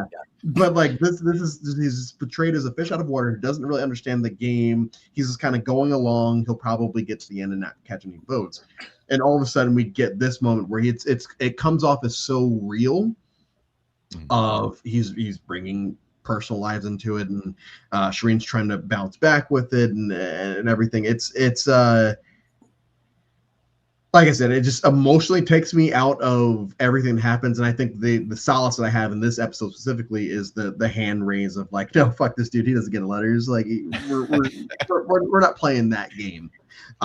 Which, by the way, that was awesome by Shireen. I support that to this day. Go for it, girl. And as someone, it's an amazing moment. Oh yeah. As someone who, and I talked about this with Nicaragua as well. As someone who, as a Brown, I always find myself rooting for other Browns. And there are moments throughout the show's history where it's like they try to get us to relate, and it's like I can't do this. For instance, Nyanka in Nicaragua, like, oh yeah, like I'm the last remaining, you know, person of color, blah blah blah. Even though there is still another person of color on the season in Sash, whatever. And it's like, okay, I feel gross with you saying that because of what you have done throughout the season. The other similarity would be Missy in Island of the Idols, where she says, oh yeah, I'm the first Black woman to do this. It's like, yeah, I guess, but I don't like you. I get that vibe with Will here, where it's like anything that when he has his emotional moment at Final Four after Mike wins, it's like, oh, I didn't see myself ever being able to do this. Like, I don't care. I'm done with you. I'm done with you. Jake, for you, just episode. Depending on, I watch on Paramount Plus, so it's either 9 or 10, depending on, because there's a double episode there. Whatever. Is this the episodes you think about when you think about Worlds Apart? You know, like, yeah, if you were to ask me, like, rattle off some things about Worlds Apart that happens, yeah, I bring this up. It's probably not the first thing I think of. The first thing I think of is Dan Foley, or probably Mike Holloway, you know, winning 5 immunities and using an idol when, you know, everybody wanted him out for like 10 straight episodes, you know. But yeah, you know, I mean, this is definitely, you know, a moment in the season that, you know, sticks with you because, yeah, it's uncomfortable. And, you know, for me, you know, yeah, Shireen was like pretty off-putting, you know, with her talking about monkey sex and, you know, like being so unaware that like standing, you know, bottom naked in front of these guys is like really weird. But she didn't deserve that, you know. It's just like probably, you know, you went too far, you know. And correct me if I'm wrong. Will, like, they accused Will of keeping food, but he didn't, right? Or did he? Yeah, he did not. No, he didn't. Right. Yeah, it was a false accusation. That's why he was mad. Right. Exactly. So, and where it's like, you know, like you kind of had me on your side for like 1 second, you know, where it's like, oh, well, wait, whoa, they're accusing Will of doing this. Oh, wait, no, now he's saying that there's nobody that is back home that loves her. Oh shit. Okay. Yeah, but the greatest thing about it is that Will eats shit at Final Tribal. And no one has any respect for him, I guess, except for Rodney. You know, no, they're bros. And Yeah, the bros. They're apples and oranges. uh, and Dan Foley, chimes in. Guess what? He eats shit too. The one guy that defends her wins the season. Mhm. And Shirin has that beautiful final travel speech. That's where I'm like, I'm just totally able to see past this. Do I understand why people really dislike the scene? Absolutely. It's uncomfortable. But I mean, a lot of media, TV shows, movies have uncomfortable moments. They're still lauded as like great media to watch and shit. So that's how I feel about it. And I'm a little surprised that people don't feel the same way. Like, I want complex characters and complex moments to happen, because like we all said, Will was falsely accused, so there's some complexity there of like he has a reason to be upset, you know, and there's like, especially too for this season, I'm gonna go on a little rant of like there's 3 successful idol plays in this season too. Are there not? Mike, No, it Carolyn, is. Jen. I looked this up recently, and it was like the first season where every idol found was successfully played. Yes. So and there's great blindsides, right? Joaquin, Vince, like just in the pre-merge right there. So if that's what you only care about is blindsides or whatever, which is not only what I care about. Usually it doesn't hurt to have a couple in there. Especially when it's like Dan Foley. So yeah, I'm always a little bit perplexed that just this one moment just kind of ruins it for everybody. Yeah, I feel like other seasons have pretty uncomfortable moments too, but people are kind of able to look past it. So maybe it's the theme that's just kind of dumb, But listen, I actually like the theme, and I just rewatched Heroes vs. Healers vs. Hustlers, which by the way is even more dumb than this. Way dumber. Because at least you can properly define what blue collar and white collar are. Those are like very common terms, right? But what the fuck is a hustler? Or, and I actually like that there is a theme. I would literally rather there be a theme than no theme, because it gives these characters, these people, something to actually like talk about and be like, yeah, it's a blue collar guy. I get along with big men or whatever. Polar Rupert. Yeah, exactly. Oh my gosh. It's like, you're just playing a Rupert. So I will tell all of y'all this, because y'all are the world's part defenders on this panel.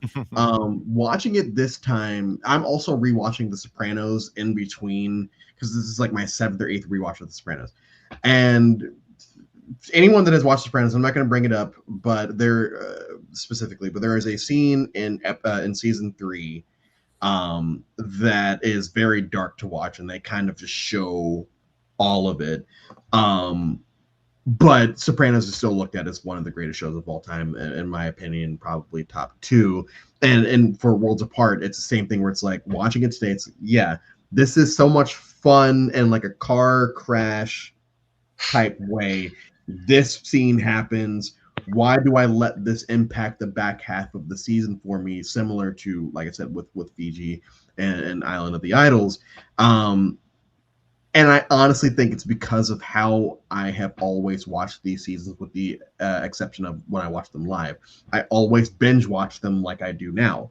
So I don't have time to process anything. It's just, this happens, and now I have to spend the next 5 to 6 hours watching these people on my screen. I don't have a week to decompress and be like, okay, let's actually sit down and figure out what actually happened. That is a long way of saying I still hate it, but I do feel like I put it on a bad pedestal of don't let this impact the back half of the season.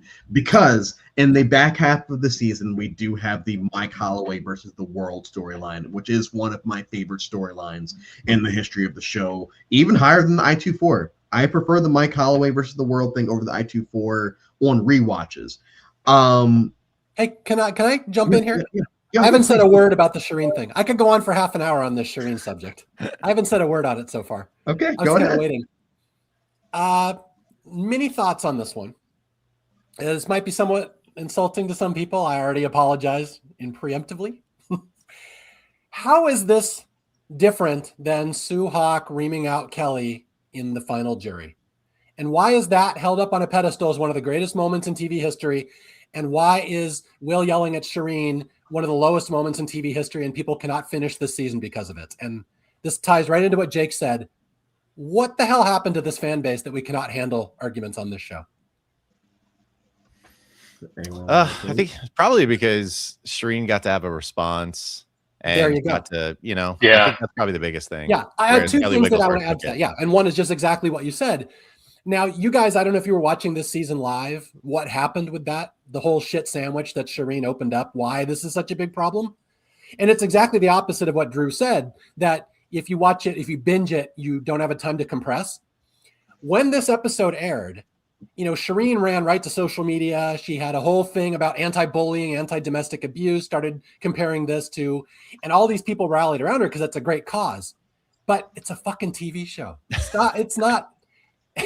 And the way it was presented isn't the way it happened in real life anyway. So I was always very upset at the way Shireen was able to hijack the entire narrative of the season because of that, because people did have a week to think about it and everyone got all riled up. And I've talked to players from the season and they're like, when we finished recording and taping the season, we got to the finale. We had one issue as a cast. We were a very close cast. We had one issue in mind that why we thought this season would not be good on TV. And it's exactly the opposite of what most people think. Their concern was there was not enough conflict in our season. They said we had one argument the entire season. Will and Shireen went at each other for about 10 minutes.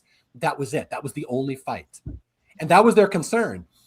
And so they were horrified when fans started, focusing on this as the signature moment of the season, like Drew just did. He can't get through the rest of the season. I'm not picking on you. This is very common. Everyone says this. Please, you can't get past this moment. And the fans were horrified, or the players were like, but that wasn't even relevant to the season. And not only that was that not relevant to the season, Shireen had been nitpicking Will about his weight and calling him fat and, a piece of shit for weeks. So this was not just Will, to coin a wrestling term, pulling a Pearl Harbor job on her out of nowhere. This is him coming back. She's been nitpicking and calling him, he's a fat ass who hogs up the shelter. He's mad now. She's nitpicking about his withholding food when he wasn't doing it. And they're like, yeah, this was a 2-person fight. And they just didn't show the first part where Shireen has been starting this. Mm-hmm. And so the cast is very upset. Yeah. And so they were expecting this to be one of the greatest seasons ever. Jeff Probst thought it. The players thought it. They had a great cast. They had a great storyline.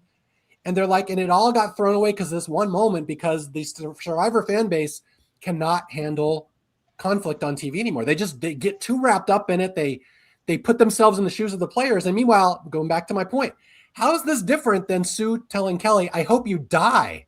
You should die. You're a bad person. I would kill you in the desert. Everyone loves that scene. How is that different from this? So I'm just basically expanding what Jake said. I don't get why this moment takes people out of the season. And I could even go analytically one more thing and say, just as a storyteller, when I'm watching this for the first time, I'm watching this, I'm like, okay, Will's yelling at Shireen, and then Will doesn't get voted out that episode. That should be where the story goes. So I remember when this episode airs, I'm like, why are they showing this? Because there has to be a payoff for this. When was an arc that goes up, it has to come down. And it does come 2 episodes later when she withholds his letter, which is that's a fantastic 2-episode story arc. He shits on her, she shits on him. And that's great. I love it. And no one ever thinks of it that way as a 2-point arc. They just think of the first part and they like, oh, the season sucks after that. And also, but one more thing is at the end, he doesn't win because of this. Mm-hmm. Yep. And then I'll say one more thing, even more. And this is, I think, really important because nobody ever brings this up. This storyline has more to do with Mike than Shireen. And this is why I think Probst, it broke his brain, how the fan base reacted to the season. This storyline is only there so we can show that Mike was the hero that came in and saved her. This is not about Shireen. This is not about Will. This is about, we have a winner who did something amazing. He stood up for this girl. And Probst already thinks this is the greatest win of all time. This is the story that we're handing Mike. So this is why I think this season broke Probst's brain, that the fans did not handle this season because of this moment. And he just fucking gave up on trying to tell narratives anymore because I handed you the narrative and you didn't read it correctly. So that's the last thing I got to say about this. Yeah, I mean, also, if Mike doesn't win this season, do they even show this moment? No, that's I didn't say that. I do agree with that. They would not show this moment. Yeah, this is an irrelevant scene. It makes no difference. If Mike doesn't win, it's not even in the season, and you never know about it. You know, it's hilarious. I never thought that I would say this, but like Jeff, like I see your plan, right? Yes. Like this was shown to be like, dude, Mike was the only person who was like, hey, what Will is doing to you is fucked up. And guess what? He wins. So it's like, oh, Superman. Yeah. Yeah. And I guess just said that's what I was leading up to. This is a Mike story point, not a Shireen story point. And it'll kind of kill what I'm going to say later, so I'll say it now. When we hear, oh, there's no such thing as a winner edit, it's like, okay, cool. We can kind of poke holes in that, but here it is very much, okay, we are telling the story of Mike Holloway. We have to show this. We have to show this moment. We can't, we can just show him winning all these immunities, but like, it's just, oh, he's winning all of these immunities. It's Colby. Who brought it up during Final Tribal? I think Dan Foley brings up during Final Tribal. Colby won all his immunities and he didn't win. You put in these little moments of, oh, he's also just good guy Mike from Texas who says praise Jesus after every win that he has, that it makes sense. He does a happy dance. Yeah, and he does the happy dance. And I realized this the last time they did it. And so I was telling you before we went live, the first time that I did this, I had Carolyn on for to recap this specific season. Mm-hmm. And I asked her, why do you think people dislike your season that much? And she says basically what all of you have kind of said, of they look at this 10-minute moment in one episode and they just kind of put all of it, our entire season is based off of just this moment. And the only thing, like, I can bring up Island of the Idols, but I'll bring up just a season that I have watched over the last 30 days.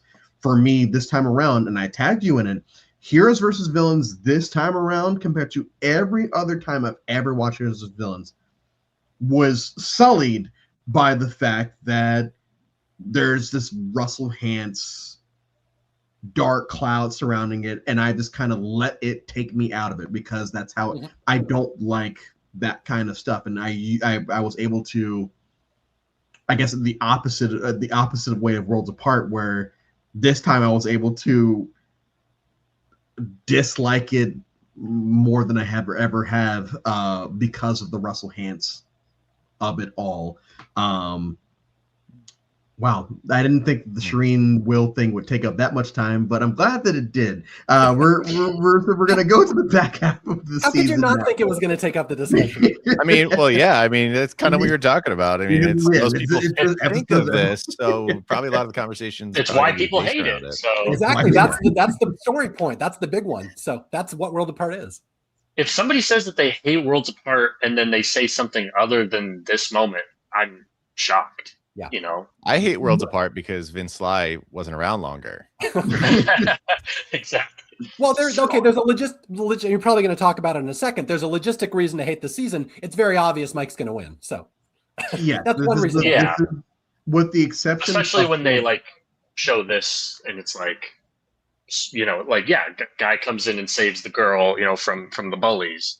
Yeah. It's like even more obvious, Redemption Island and Blood versus Water, the only two seasons through the first 30 where it's like, yeah, this makes sense. Because Redemption Island is Redemption Island. Blood versus Water was Tyson was being portrayed as more than just the goof from Token Sheen's, the person that votes himself out in Heroes versus Villains. He's shown as a three-dimensional character who cries when his girlfriend gets voted out. He's shown as emotional. So that's the only reason I even throw Tyson in that category. What do you mean? He emotionally coaches Coach to not tell his stories and put feathers in his hair. Anyway, Kevin, outside of my biggest qualm, and as someone who is anti-advantage, twists, all of that, I've kind of brought this up over the last few days of like, oh, we're getting to that point now. We're getting to that point. We're introduced to the extra vote here, which for me is, I would rather an extra vote than an idol. I prefer an extra vote over an idol, and definitely over a loser vote. One, are you what? And this is I'm not passing judgment. I'm just curious how you feel about it. Are you one of these fans that think that the post-COVID Survivor it's crazy because they have all these twisted advantages, or are you one of these people that think, oh no, this has always been a thing, and y'all are just crazy thinking that it just started, in 2021? But also, do you look at this moment or something maybe that comes before it or after as the moment that Survivor became about everything other than the social experiment? I don't know if that was like the watershed moment or anything like that. I mean, the extra vote is a good idea, sure. I honestly, I ping pong back and forth. Like the new era game in many ways is kind of ridiculous because it's a different game. It's just not the same one. But at the same time, I also have to admit, and I say begrudgingly, that their evolution is necessary in the game too, strategically, especially with how many super nerds they want in the game. If it were just idols and it were just, extra votes here or there, I think we would actually probably get more bored than we think we would with what it is, even though we say it's easy, just have idols, don't lose votes. Although I'm very anti lose your vote. That I cannot stand forced lose your voting, because I was told in the very beginning, simple principle: if you have nothing else in this game, you have your vote. So, but I don't know if this was the watershed moment, but I think it was a good introduction. Unfortunately, Dan didn't use it well, but I love that Dan was the one who got it. That we got a classic, yeah, baby. Yeah, baby. Yeah, Mario knows about that. Funny one, yeah, baby. So I liked it. I don't know if it was the moment that turned it all, but yeah, I'm on board. Jake, just are you thoughts on just advantages in general in the game, and was this a good jumping off point for where we're headed, or is it not? I mean, I don't think of this season at all as like, here's where the advantages started. I don't think of this season like that at all. Like, yeah, sure, it's the first, like, correct me if I'm wrong, first non-idol advantage. The extra, I mean, it's the first time the extra vote was in the game. I mean, obviously, we have the medallion of power, so. Oh, right, of course. But yeah, I mean, I think of like fucking game changers as like the watershed moment. I mean, just fucking ridiculous. I mean, oh yeah, I like mean, the legacy advantage. Forget Sari getting advantage get-in. Like, even if that didn't happen, there was still so much just bullshit in that season. That's where I consider to be like, oh shit, like this is a game about advantages, now. So yeah, I mean, if you want my general opinion on advantages, like, don't really mind the extra vote too much. I like idols, don't like losing votes. You're probably right, Kevin, that, if they just were to keep like, here's what advantages are in the game and we're never changing it. Yeah, people would probably get bored and they would have to change it, So yeah, extra vote, sure, why not? I hate admitting it. I hate admitting that some of Probe's innovations are necessary. Yeah. Because these days, I hate Probst, the producer, a little bit, and I usually hate him as the host way more now. But like it's usually the opposite. Well, I think some of his stuff as a producer, I get why he feels like he has to do it, and the ratings are showing that it works. To some, like, I don't care about the 26-day thing anymore. There's a point where it's money that has to happen, and they need to change the game up. Even the 3-tribe format versus 2, I get that. That's sure, I get it. Story structure and everything. But yeah, as a host, nothing makes me cringe more than when he makes it about himself. Yeah. So I'd rather have way more advantages introduced than him step in and always give his opinion on what's happening with the people that we're supposed to be caring about. So that's why it's flipped for me. Yeah, the way I'd be much more succinct about it, that I don't like when the show is the star of the show. I like when the players are the star of the show. Yeah. And Worlds Apart is one of the last seasons where it's emotion based and it's about the characters, and the show isn't really the star yet. And Worlds Apart is kind of the last gasp of that. So this is where I fall into my argument that this is the season where everything changed. That's a great viewpoint. I want to say that real quick. I think that's awesome. I think you're totally right. It's the show's about the players, and you're right. This is probably a good moment where it really starts to transition away. Yeah, and the reaction to the season is the main thing. The fans hated this season, and Probst was shocked. He's like, really? He goes, I thought that there's this story, and that a lot of the players have told me this, that the last day after filming, Probst literally fell to his knees and like, oh, thank you guys. That was the greatest season we've ever had on Survivor. They really thought this was going to be the one. That's why they got the heroes versus villains music in the opening credits. They got all the flashback. Oh, this is Max Dawson. He's a dork from whatever. So whatever, where we had a lot of these old timey things. So yeah, and then the fans just did not. The fan base had changed so much by 2015 for a variety of reasons. They just weren't going to have it, and that's Survivor has changed ever since because of that, for better or worse. I would admit. I wasn't a fan at the time, but how did the general fan base feel before the Shireen or Shireen Will episode? Oh, I can tell you that I was kind of checked out of Survivor because most of my writing is in the past. I was kind of retired by Worlds Apart, Right. and I used to have on Survivor Sucks. There was a thread for Funny 115 suggestions if I ever wanted to write another one. And just for weeks, it was just people doing all these suggestions for Worlds Apart. Mario, you got to come back. The season is perfect for you. And it was like, oh, funny, great character, big moment, great quote. And so that's what I remember is I just was getting so many requests that this season is going to be amazing. And then the Shireen moment happens and it's all dead. And that doesn't happen anymore. So that's just what I saw. I don't know the general reaction, but I do remember it was relatively positive. This was considered a big, goofy, celebratory, 30th anniversary season. It was a fun one. The Dirty 30. And for me watching it live, it was, oh, okay, yeah, here we go. Yeah, we've got idol stuff. We've got the Gabon San Juan del Sur-esque as far as the cartoon characters that we have on the season. Mm-hmm. It's all good. Watching it I think I was in college or maybe just graduating from college. And then the episode 10 happens. It's like, oh, okay. Well, I don't like this, but I'm going to finish it because I'm a Survivor fan. I'm not going to just stop watching. That's crazy.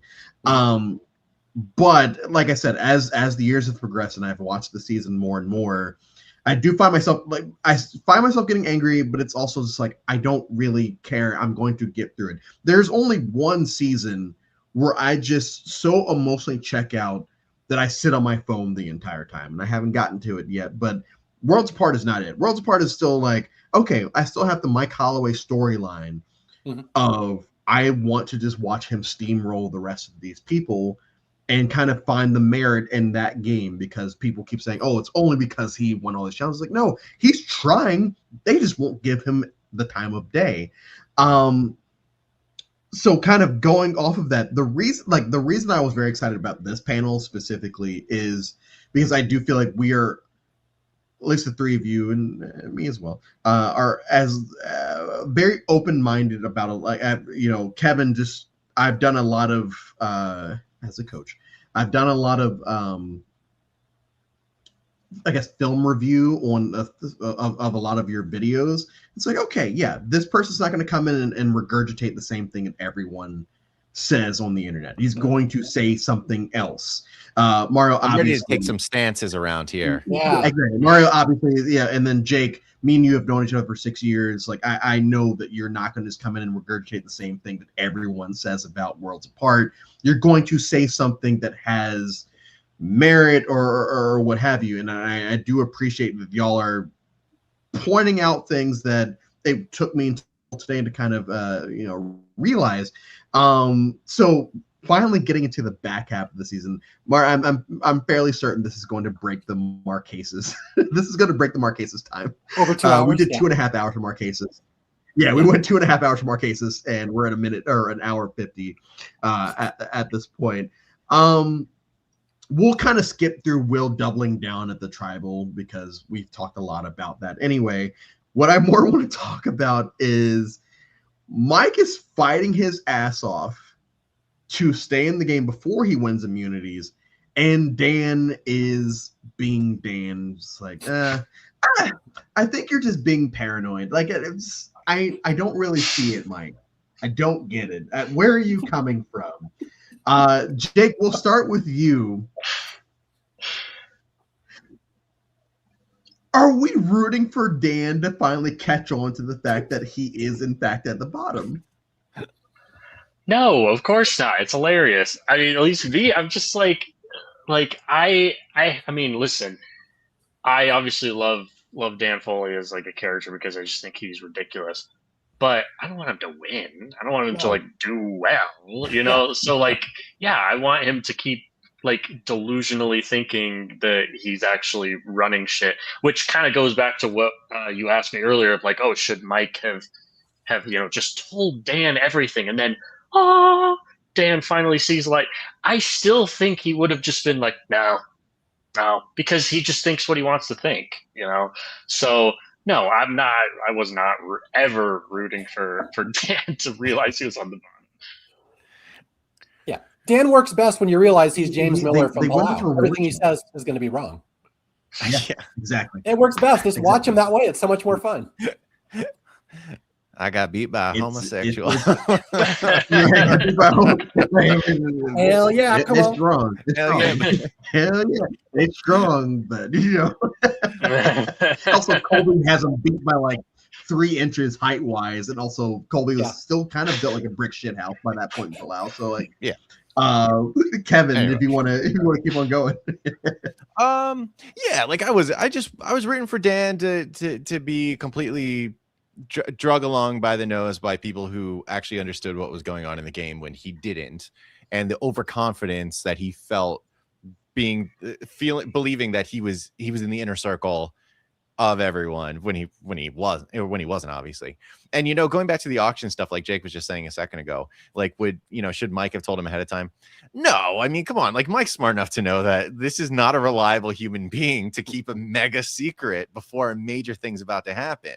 You know, like even if he gave Dan a heads up there, like if he knows Dan like I know Dan while watching it, Dan's going to go to Rodney. He's going to like, Rodney, I need to ask you something. I need you to look at me and be honest about it. Are you about to turn on Mike? And then it's all going to blow up. Then it's all ruined. Fan of the game. Are Exactly. you going to? It's like he didn't do it. Yeah.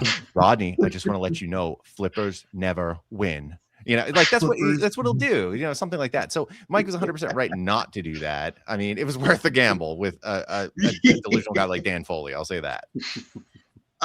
Mario, Dan says during the reward after they beat Mike's team. I love cheeseburger. I don't know why this made me laugh so much today, but it's like there's no Mike in team. There's no Mike in teams. Like, you're right, Dan Foley. There is no Mike in team, and he's sitting on a yacht with 3 people who know that he's at the bottom of their alliance, and we don't really get their feedback on it. We're only really getting his feedback of Mike is a crazy person. I'm so glad he's not here because I can't believe that he decided to turn on the alliance. Yeah. This back half of the season, outside of Dan and Sierra, we're going back to the Tyler Mama C, I guess, of it all. We don't really get there. We don't get any input on them calling Dan or Sierra dumb or whatever word you want to use of like, wow, I can't believe they're actually falling for this. We're really only getting their like Dan and Sierra's points of view on this alliance. We're not getting everyone else's. Do you think this is an editing trick, or do you think they weren't saying anything that was necessary to show onto the show? If that does that question make sense? Yeah, no, it's a reasonable question, but it's a very complicated answer.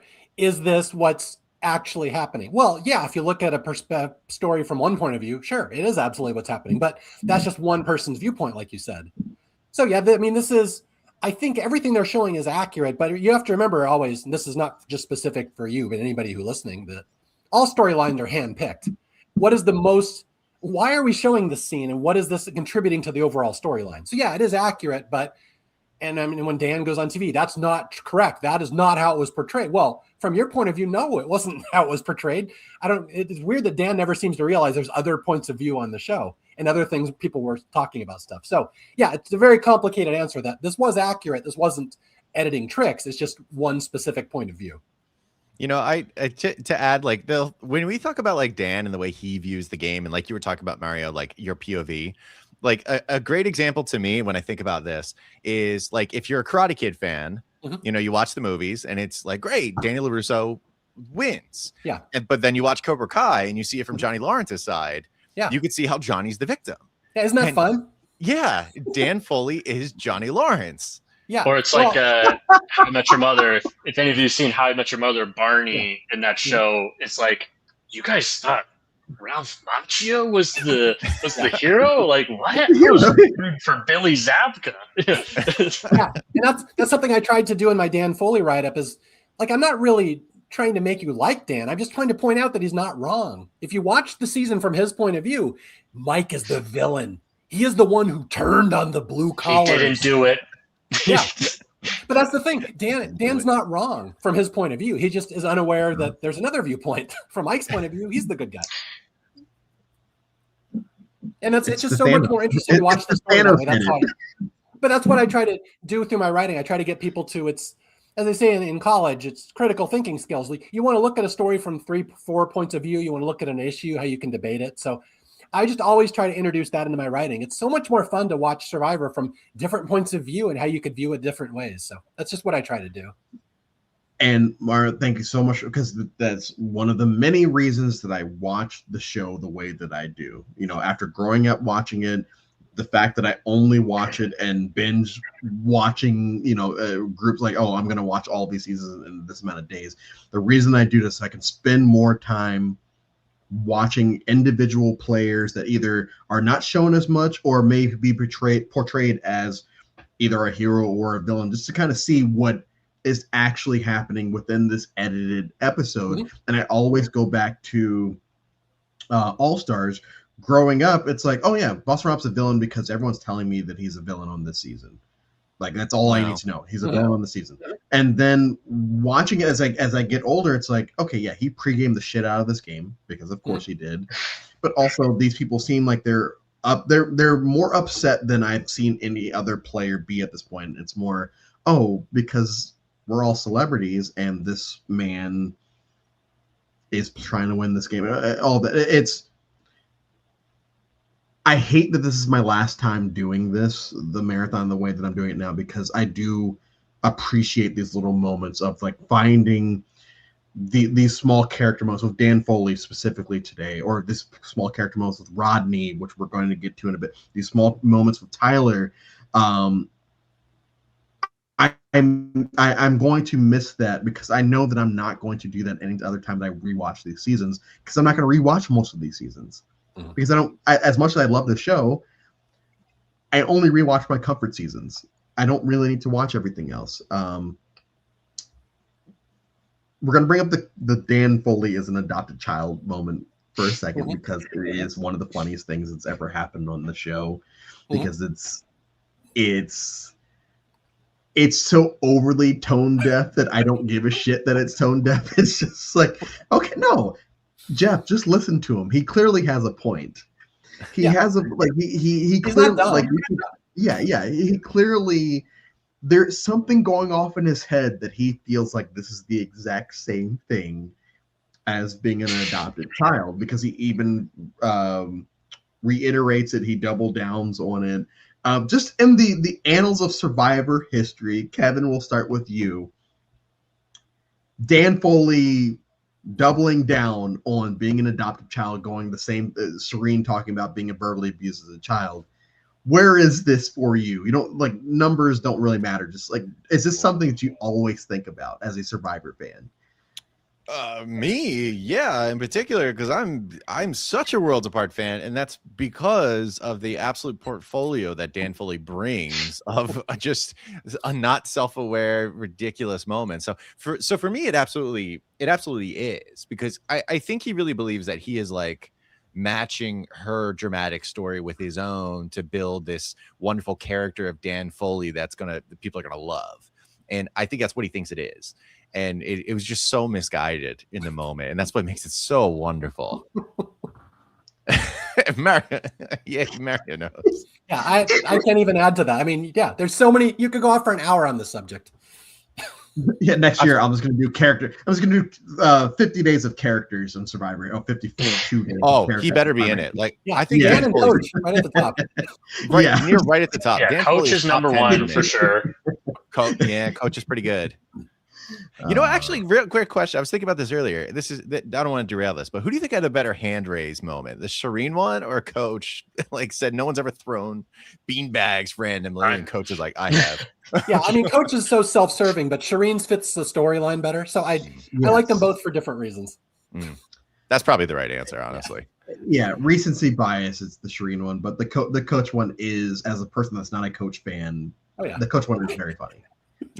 Oh, to add to the Dan thing, and again, I always try to portray Dan a little more three-dimensionally because I always feel bad that people just shit on him all the time. Like the abuse thing, you can see he's trying to empathize with Shireen. He's actually trying. So I think people misread this a little bit. He's not trying to make it all about him. He's trying to bond with her and make her feel she's not alone. He's trying to make her think it's just in his own way. So I always point that out. Dan's not malicious hardly ever in the season. He's not good with his words. That's the problem. There's always, he's not, that's what I want to come back to. He's just never flat out evil. He's not a villain. He's just a buffoon. That's the difference. Yeah, I think so. I mean, because I think there's the moment after the argument happens, because Dan wasn't there. No, he had nothing to do with Shireen. Yeah, Dan wasn't there, but I know he talked to Shireen about it. And he had a very, like, in my opinion, like a really touching moment where he said, you know, like, if that happened, I'm truly sorry about that. Yeah. You know, and I believed it 100% authentically. Now at tribal council, when he said the adopted thing, honestly, I could go 50-50 whether that was about himself or not, or being empathetic. I don't know. But I think you're right. I don't think it definitely comes off as trying to it comes off. Well, this happened to me. You know, it's like, it doesn't, it doesn't matter what his intention was. That's what it came off as, especially to the audience and to Jeff, of being like, you do know that those are two different things, right? It's like, well, I think for me today, it's he has this moment where it's like he's trying to relate to Shireen, but he's also like, oh yeah, but also Shireen's a liar. But then a couple episodes later, when Rodney doesn't get taken on the reward for his birthday, and he's going off about how Carolyn's a bitch and all this other stuff, Dan gives a confessional where he's basically saying, oh, I think Rodney crossed the line. I think he took it too far. It's like, okay. This man does have a moral. Yeah, this man doesn't have a line. What is your argument for when do you think Dan crossed the line? Because this is something. No. I don't think. No, Dan saying that Rodney crossed the line by saying like talking all the shit about Carolyn, and it's like, okay. But this does add credence to he wasn't there for the Will versus Shireen thing, so he doesn't know what happened. He is there for the Rodney going off on Carolyn thing, and he feels like it did cross the line. I'm saying that like I get where he's coming from, because we are shown, hey, Shireen, I wasn't there. If this did happen, this is how I feel. But also in confessional, I think Shireen's a liar. Yeah. Here, we see that he sees exactly what happens, and Rodney is pissed off, and he does a confession where it's like, I think I feel like he probably crossed the line here. Yeah. So I do think this adds to the buffoon edit, basically, of, we're not going to show him doing, like, making any type of sense, except for here, where if you put everything together from what we are seeing, it still makes sense why he feels this way about the Rodney thing, but doesn't feel this way about the Shireen thing. Yeah, and I have one thing to add to that, just to expand on that a little bit. This is where I think the producers really did Dan dirty. And again, Dan, puts his foot in his mouth. He asked for a lot of the stuff he got from the producers, but there's one moment here that is absolutely unforgivable, and it's where Dan is talking to Shireen. Like you said, it's a real nice scene. Kevin pointed this out. I feel really bad. That shouldn't have happened to you. I feel bad.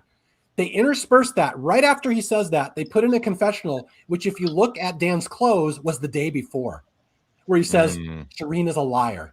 And that is such unfair producing right there, that they undercut his really nice moment with her with a confessional he gave before any of this even happened.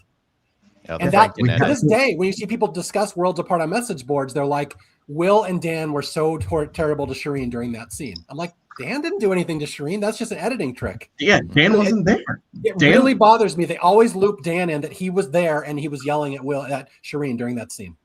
Well, and it's this revisionist history that I feel like a lot, and I talked about this with Micronesia, where I feel like the fandom just kind of has this thing in their heads, and they don't go.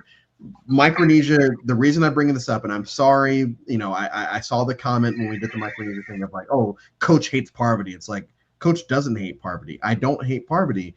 It's just that when you hear about Micronesia, it's Parvati led this all-conquering women's alliance, and she was pulling off all these crazy moves, and it was just her and a bunch of disciples. Mm-hmm. And that's not what it is. At least even from what we're shown on screen. This isn't even what it's actually what we're shown on the screen. It's not Parvati and a bunch of jabronis playing with her. It's at the merge, Sari on camera saying, hey, we're going to do this. It's during the Jason vote. It's Natalie Bolton doing what she does. It's during we'll get rid of James here, but during the Eric Reichenbach vote, it's Natalie doing what she does. It's Amanda doing what she does, and it's Sari doing what she does. But everyone's like, oh man, Parvati and everybody else. It's like, no, that's not what happened. Just go watch the season again, and you'll realize that what the internet is telling you isn't true. Yeah, go ahead.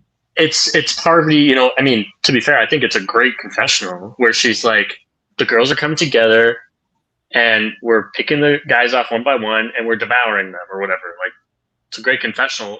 And I think people use that as like, oh, she was leading the alliance or whatever. Yeah. It's like, well, it was like you could honestly argue that she had like the smallest part in that alliance. Her and Alexis Jones, from what I'm seeing, her and Alexis Jones are in the same category. And I like Alexis. I like Parvati. I just don't like her. As a person that has a history degree, I hate revisionist history. I hate revisionist history. I don't enjoy it. And that's why I love Survivor, but don't like the Survivor fandom, because we make up these, and I'm guilty of it. We make up these narratives in our head that aren't, Kevin, like, as when 50 came out and after it finished and you went on your thing about Sari at the end of, I love talking about Sari's legacy. I know. And it was like, okay, as someone who is a Sari lover, it's like, okay, I know where this man is coming from. I get it, because this is exactly how they bury her in Micronesia, because they give Parvati all the credit. But in Sari's history, I feel like Sari is put on this pedestal that I think she's one of the greatest, but also people do use, people say she's Mount Rushmore, top 4. Yes. Exactly. At some point, if someone is going to be declared a winner, I want them to win at some point. You know what I mean? Yes. Yeah. And so that's specifically, once again, this is why I love this panel, because I know that y'all don't, based off of what I know, read, listened to, or talked about, y'all don't buy into a lot of the bullshit that the larger Survivor community has kind of put out there. Mm-hmm. I'm going to get off my high horse for a second. Mike bluffs the shit out of everyone during the Tyler vote out. Mm-hmm. He's telling, hey, I'm gonna play this idol on Shireen, and we'll just kind of see what happens. And we do lose Shireen, but everyone kind of shows their cards. It's similar to the Caramoan one, but plays a lot better because almost everyone shows what the pecking order actually is.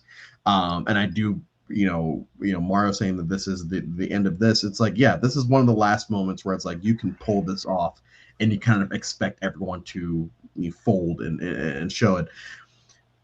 For me, this is the best tribal of the season, whatever that means. Do you guys feel like there is a better one? Thoughts? And Jake, we'll start with you.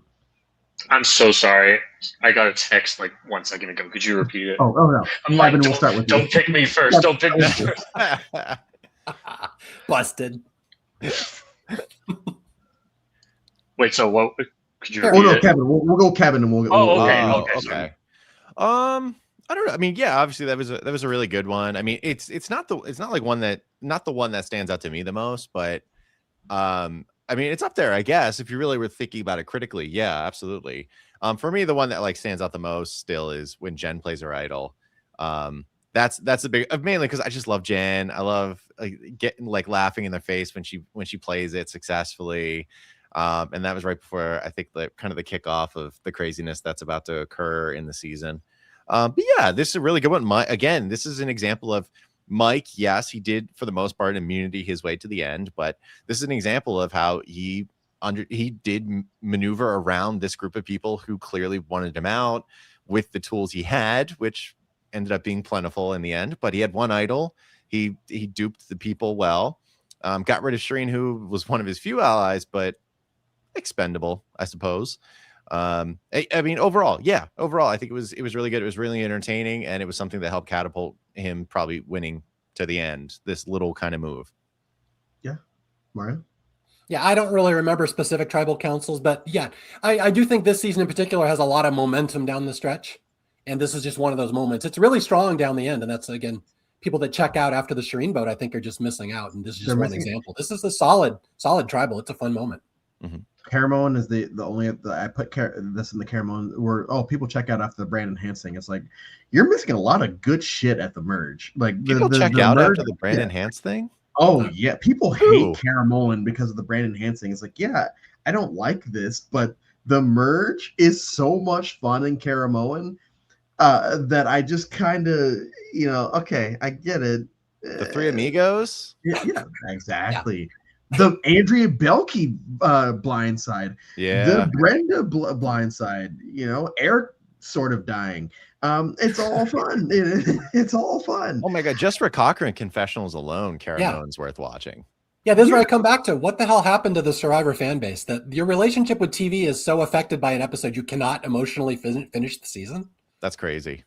That's odd. I don't know. The Brandon thing isn't even like a big one. Maybe that's why people hate Survivor 48, because the whole Eva and Joe, once they had that moment, could they not get past that? Oh my God, don't even get me started. When I was watching 48, I was like, this is something different. Like this isn't just like, strategy. There's a guy who's literally throwing away his entire game. Be like, oh, you need me to help you through this game? Done. Mm-hmm. Bing, bang, done. And I was like, that's fascinating. Everyone's like, hates this season. I'm like, wow. I'm just like, that was the moment where I was like, I am just not living in the same world as you guys. I just am not. Yeah. People's relationship with the TV shows has changed so much over the years since I've started writing about TV. It's really, I was writing about TV shows back in 97. So it's been very interesting to see the relationship between people and TV on the internet over the years. This weird tangent before we get to my next question with Jake. One of my favorite shows of all time is Charmed.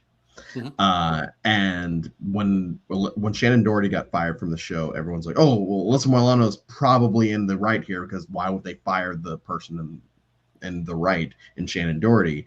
And of course, as the years have progressed, it turns out Alyssa Milano was the problem, probably because other cast members have said Alyssa Milano was, but because of how tribal fandoms can get, as someone who Lost is my favorite TV show of all time besides Survivor, I know how tribal fandoms can get. It's one of these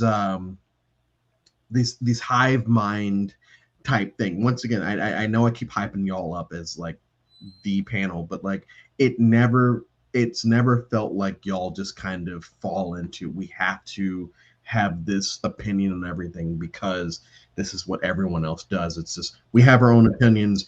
And even though I'm the only one here that doesn't like Worlds Apart, I'm not sitting here motherfucking you guys because you do. Like, oh, you guys are clearly horrible people because you like Worlds Apart. It's like, oh, okay. I never saw it that way. I feel like there's a lot of people in this community that could not listen to that. No. Because it's like, oh, clearly you're a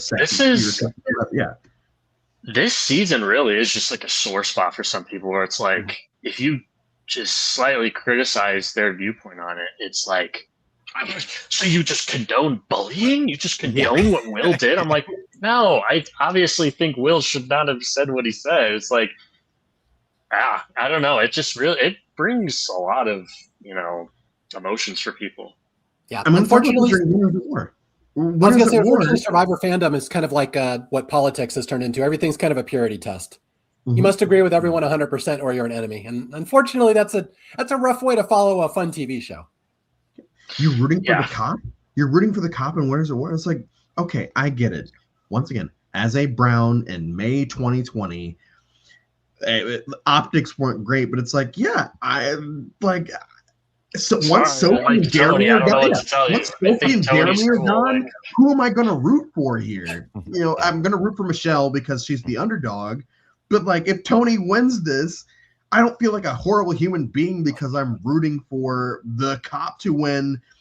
Even though he wins in the summer of 2019, even though whatever happens in the spring of 2020 happens, it's like I don't feel bad for this. Then the fact that you guys are trying to make me feel bad for this is your problem, not mine. Yeah.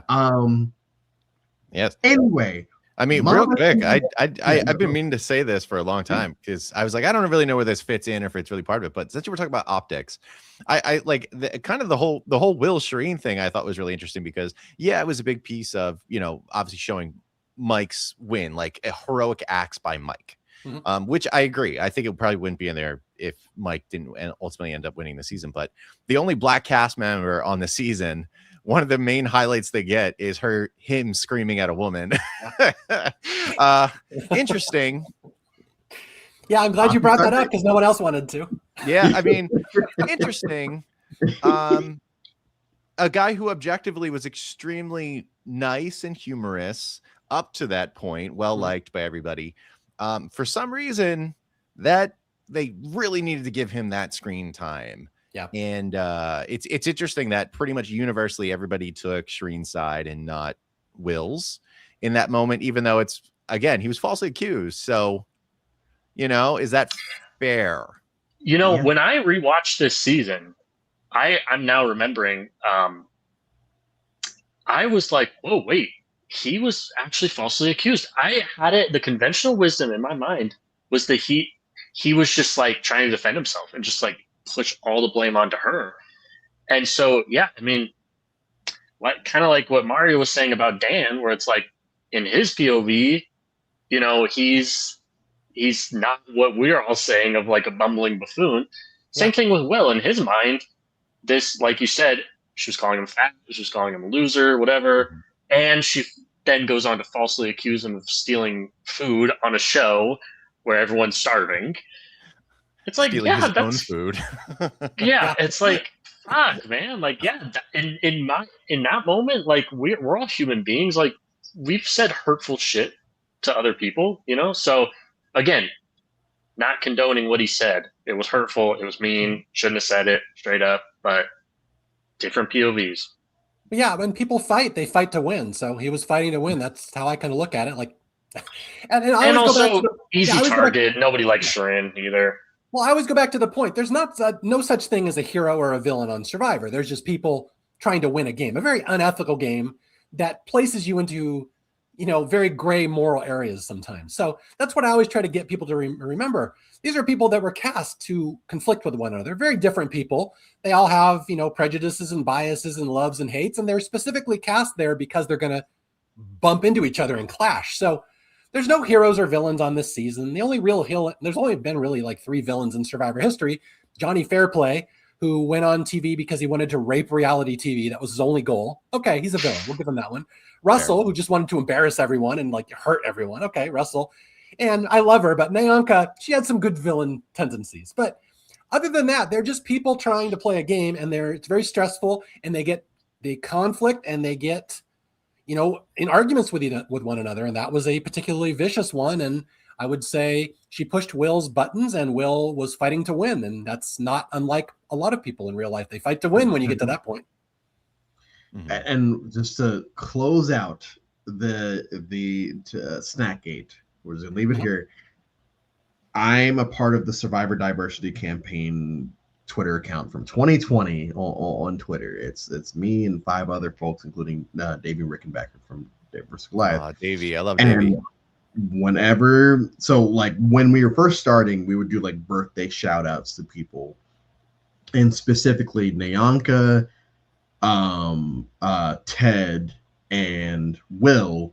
There would be discussions in our chat on if we were going to do birthday shout outs for these people because of the edit.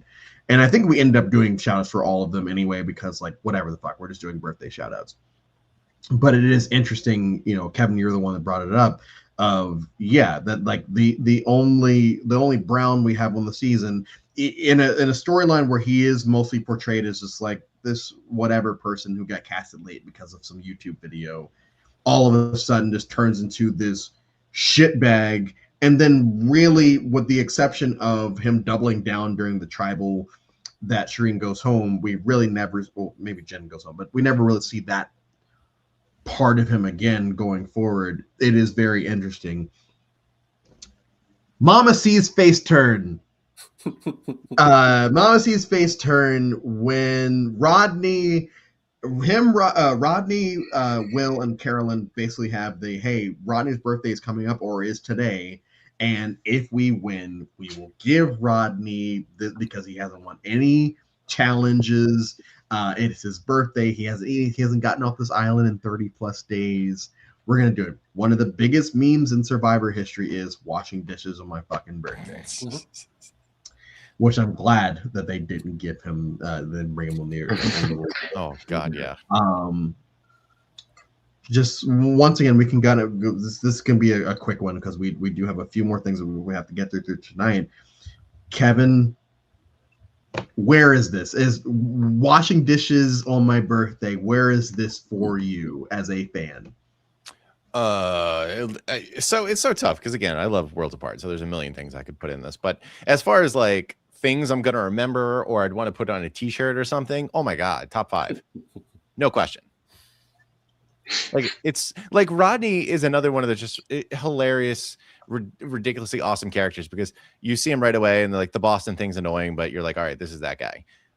But what I think is also is so fun is that he is super jacked and he looks like, man, this guy's gonna be a workhorse. He doesn't win anything the entire season, and he gets so low that he's basically begging people to take him on a reward for his birthday, and he doesn't get it. And then he's sitting there with his little deflated balloons washing dishes, and it's perfect. Jake, it's so good. It's so good. I don't know. I don't know if I could like put it on a ranking. I haven't really thought about ranking specific moments before, but like Mario has. But it's up there, man. It's so good. It's also just like perfect because it's just like you being a whiny little bitch about it is what's making people not want to do it. It's just like perfect. And it's just so perfect. Yeah.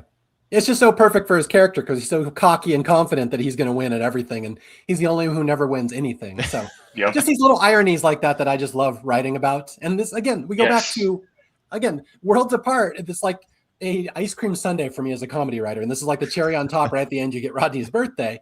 And this is, again, why I like Worlds Apart so much. And I fully understand why others might not like it as much as me. But this is maybe one of the 10 funniest moments in Survivor history, Rodney's birthday.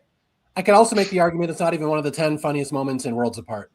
No, it's a great take because honestly, yeah, it's like depending on the day, depending on the second that you ask me, it's just like, oh wait, no, actually, Coach at Exile Island is the fun. Yeah, exactly. No, actually, Judd saying, "I hope you all get eaten by alligators." Is the Well, so you don't like Rodney at all, obviously. What do you think? No. I don't like Rodney. If I'm looking at it from a narrative point of view, it's like I need this guy to lose. Yeah, that's more like I enjoy. Similar to Coach. She does. Yeah, similar to Coach. It's like, okay, I can have fun watching this person as long as they don't win, because if they win, then it validates the fandom, which I don't like. So if Rodney wins this season, then I probably don't like him because he doesn't. It's like, okay, yeah, he played his role well of the LeFou for our Beauty and the Beast fans. Wow. Okay, what a reference. But he's bro. But it's so I enjoy him from that aspect. I don't enjoy him from this man could potentially make the end and potentially win. I don't think that he does of any iteration of the Final Four. But I appreciate what he does as a strategist, as a social player, because he does in the rounds where the people on the bottom are trying to go after the majority. Rodney's name is not coming up. Like that, I think that is a testament to something that he is doing there, and it's mainly he's funny, and people like laughing at his impressions. They like laughing at just things that he does around camp, even though they say he doesn't do anything else besides sit around camp and make impressions and make people laugh. I just want to point out that when Rodney's sitting in the chair doing all the impressions, he even gets Jen to laugh at his impressions, which are so good. By the way, like, should he be like a professional impersonator or something? Like, he's real. Him doing Mike when he he's like, Jeff, I think it might be me tonight. Him doing the Carolyn today, it was like, this is the Mike thing gets brought up a lot because it is probably more accurate, but the him doing Carolyn thing is like, yes, this is good. This is really good because that is. It's very similar to Robert Downey Jr. in Tropic Thunder, where it's like, okay, this is no longer offensive. This is just good. I don't give a shit. He could have put on brown face and a wig, and I've been like, yep, whatever. Like that. This is just inherently funny. I also find Rodney to be fascinating because while he simultaneously is like, by all regards, like a very good player, as we've suggested, like he had people like he had his shit together, with his alliance and stuff. He just Mike Holloway in his season, but at the same time, he sits at tribal council and he can't wrap his head around how saying women should hold themselves to a higher standard could possibly be interpreted as offensive. It behooves him. He has no idea. But then at the same time, he's like perfectly on top of all of these alliances and shit. I just find it fascinating. Yeah, people don't like Rodney. Sad. Let me rephrase that. People don't appreciate Rodney. You don't have to like him. You have to appreciate Rodney. And I appreciate, and I do. That is one thing I do appreciate what Rodney brings to this season. This was a question that I'm going to ask it anyway because whatever, we're going to end up going over 2.5. The spelling reward challenge happens, and Jeff is basically making fun of these people because, hey, I say this all the time. It's 200 words, whatever. Just opinion question around the horn. Mario, we'll start with you. We'll go Kevin, Jake. Your least favorite Jeff Probst-ism? Well, all the fixins is weird because I know that phrase. Because I grew up a baseball fan, you always talk about hot dogs with all the fixins. That's a very common phrase, but it is funny that people don't know that phrase. What is my least favorite Jeff Probstism? Oh, boy. It's a tough question. Yeah, that is a tough question because there's many. This is not a tough question in a good way. Just name one. No one's going to hold you to, oh, Mario said this, and then he said this. And yeah. I just don't like how he inserts himself into the show. He's not a main character. I have been watching since day one. He's a host who's there to facilitate the show. So I never have thought of this once as Jeff Probst show. This is Mark Burnett's show. Probst was just there to guide the action. So it really bothers me when he inserts himself. We got the Jeff Probst show. It didn't last long. Exactly. Yeah. Yeah. So that's my main thing. I just don't like when he inserts himself as like an integral part of the show because he's not. Kevin? I mean, my overall answer, which I already said earlier on, is it's exactly the same. I'm not super interested on Jeff's POV and what happens with the individual players. Yep. Like referencing even just Survivor 48 as an example, the Joe and Eva moment. There's zero reason for Jeff Probst to give commentary on that moment. Like letting Joe go over to hug her, right move. Then him following up and saying, "Me right now, I'm feeling so full of emotion with what I just saw." Like, I don't care, dude. Stay out of it. It doesn't matter. Don't tell me. I just saw it. I don't need your googly-cock here. So, but I mean, like, if there was like a thing that kind of drives me nuts now, but it's all tied into being a producer as well as a host. But I hate, I guess if it's a quote, is now it's like, now you're going to the, oh my God, to the sanctuary where good things happen. Like, it drives me nuts. Shut up, dude. Oh, I hate it. Yeah. Jake? Yeah, I kind of an odd one. It's not the phrase itself, it's when he uses it. That's how you do it on Survivor. I feel like when he says that, it's always something so like, nah, okay. Sure, they're doing the challenge that you set up for them. That's how you do it. Like they'll just be rolling a heavy ball. That's how you do it. Yep, You that is never give how up you in this roll. challenge. That is how you roll a heavy ball on Survivor.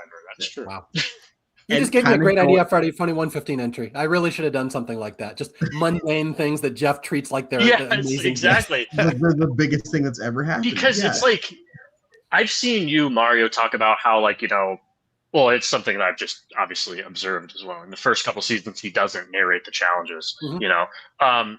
And now I think the one that bothers me the most are the fucking fire making challenges. You don't need to explain that they're okay. Now they're rubbing the magnesium. Yeah. Or it's like, is that which is core to starting that fire. Now he's going for the coconut husk. Yeah. Okay, like how is whatever? We're having a fire making challenge now. I don't need you to narrate it. Like No, I'm gonna jump in. I'm gonna disagree. I'm fully on board with him narrating it as long as he screams at them while he does it. And now he's grabbing the Hessian. it is kind of funny that it's like their hands are probably fucking shaking, and you just hear Jeff narrating and the fire goes out. If I were him, I'd be like, Jeff on the fucking It's string. Jeff, bro. That's how you do it on Survivor. And so I think this kind of goes along with what some of y'all said. So as a coach, and I'll never forget the moment. I was at rugby practice one day, and I was saying something. They were running a cardio drill, and I said the phrase, "You gotta dig deep," and I'm like, I think I hate myself. Because I knew exactly where that came from. It was because I've never said that phrase before. I've never said it since as a coach. But when I said it, it's like, this is so embarrassing. And none of these kids understand why this is embarrassing.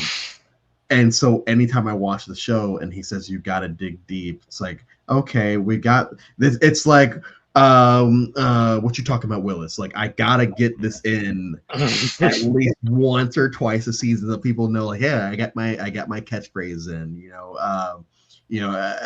just one more thing. So, no, we don't need this every time, but the fact that every time he says it, you got to dig, and they cut to him, it bothers me. All the fixins, and also as a baseball fan, it's just like, okay, whatever.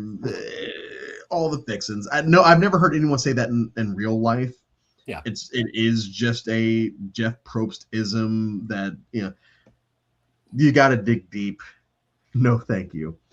The Carolyn idol play. So for me, the way this shakes down is Mike tries to tell Dan, hey, your alliance is coming after you. Dan's like, no, fuck you. Like, you're dumb. And why would they ever come after me? They're going after Carolyn. And so he goes to Carolyn instead and is like, hey, your alliance is coming after you. And she's like, maybe. And she eventually plays her idol. So I don't have pictures on my phone. I have a lot of reaction GIFs and or GIFs based off how you pronounce that word here. And one of them is Carolyn dancing after the fourth Carolyn does not count. I'm speed running this so I can get you guys, because Kevin, I don't know where you live, but I know these two are on the West Coast. I'm on the East Coast. You're on the East Coast, so you're on the same timeline as me. We get rid of Dan Foley, the person that we've talked about the most tonight, out of everyone, including the winner and other folks. But we lose Dan Foley after he plays his extra vote.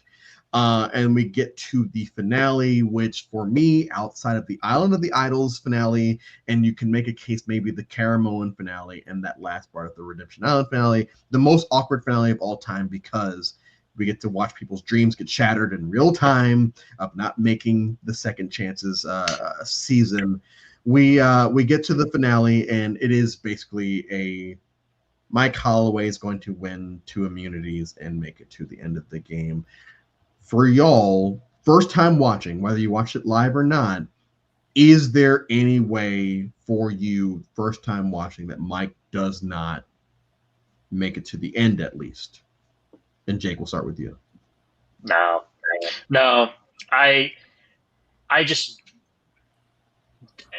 the edit, I hate saying that because it's like, that shouldn't be like corrupting how I feel, or how I am watching a show, in interpreting what's going to happen, I should just be focusing on like game dynamics, but it's impossible not to, because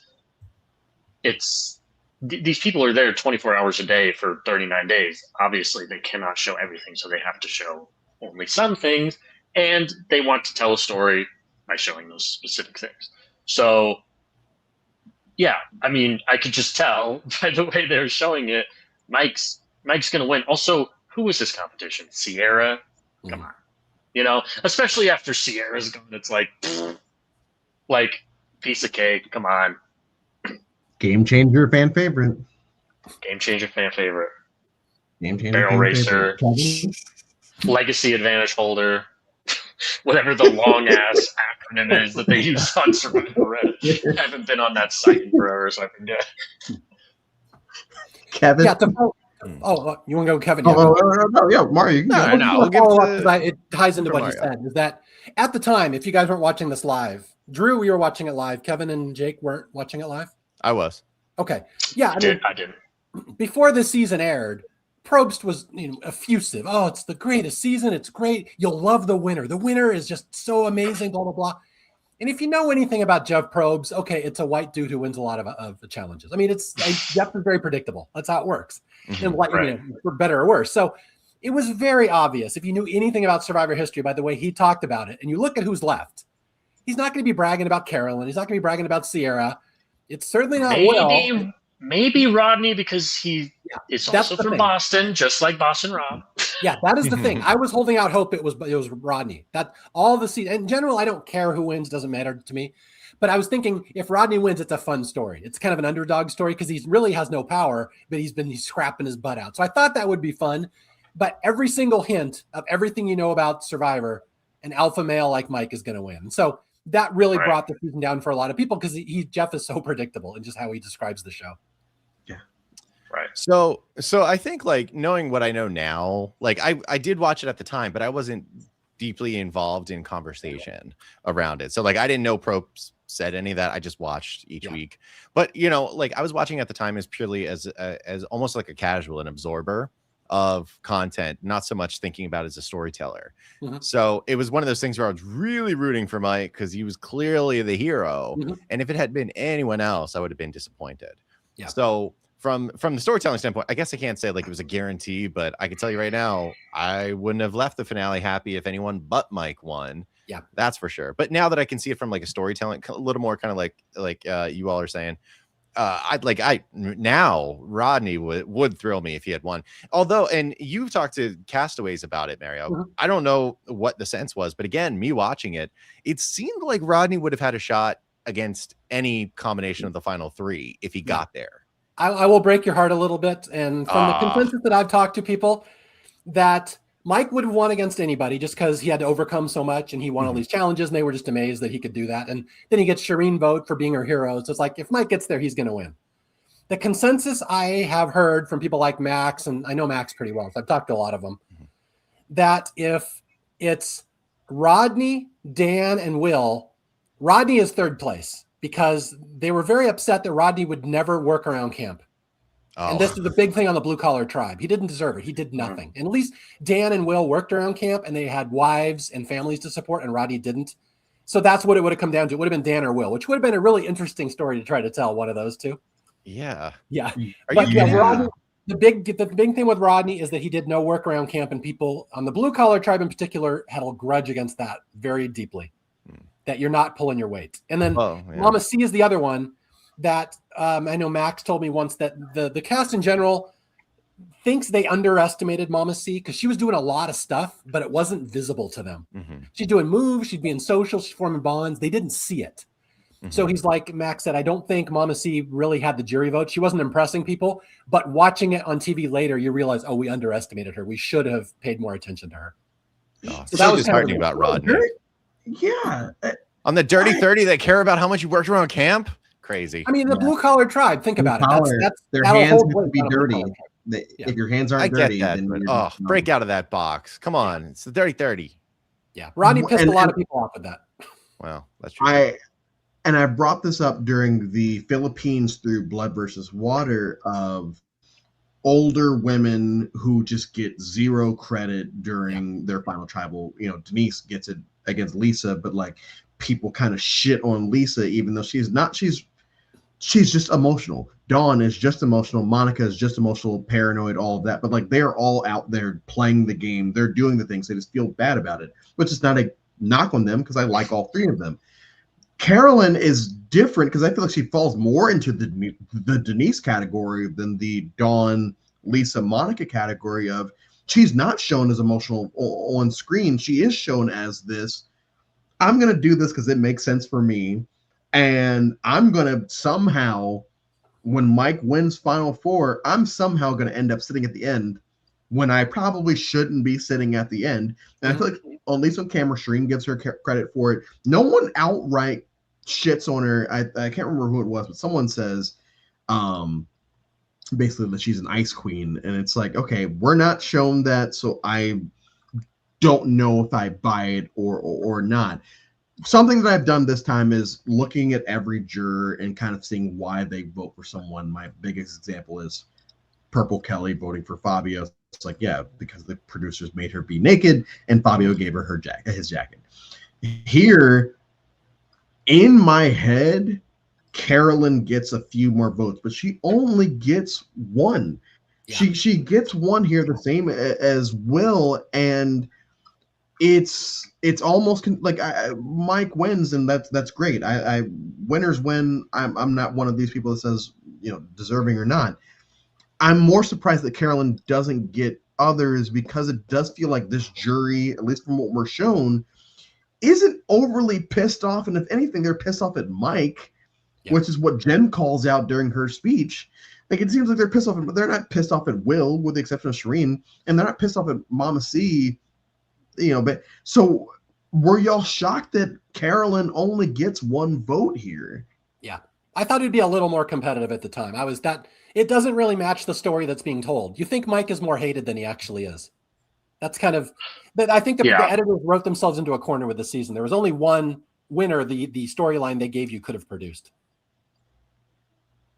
Yeah, pretty much. I mean, I didn't think Will would get any votes. So that honestly, that took away the one vote I thought Carolyn would get in addition to her other vote. So, yeah. It's a weird ending. I remember being shocked. You know, I mean, I think Mike has a very good final tribal, especially, you know, with Dan. I mean, it's just perfect, you know, of just like. Watching Drew roll his eyes. Yeah. It's just so perfect. Where he's like, that was the first real thing you've said all night. He's amazing. That was real. Yes. I'm just like, God, you know. But yeah, I definitely thought that he would have maybe a tougher time getting some of the other votes because he just pissed everyone off with the whole, you know, auction thing. I just thought that would have been more of like a topic, and I thought, you know, Carolyn might have been a bit more palatable in that way, and also like me. I feel like even though I wasn't a fan at the time, I felt like the whole discourse about like, you can't just win challenges and use idols and win, you know, I felt like that already like seeped into the discourse. But then again, like a lot of these people were not like those types of fans, so probably wouldn't have influenced the jury that much. Plus, we still see people play that way. You know, Kevin, you mentioned Rachel in 47, who basically did that to win. So she was out of there. She didn't keep winning or finding idols. So right, yeah. So yeah, I remember when I watched the very first time, I was a little bit surprised that Carolyn didn't catch more votes, but it makes more sense now that I've kind of read more about it and watched it a couple more times. And again, the cast regrets that they didn't give her due.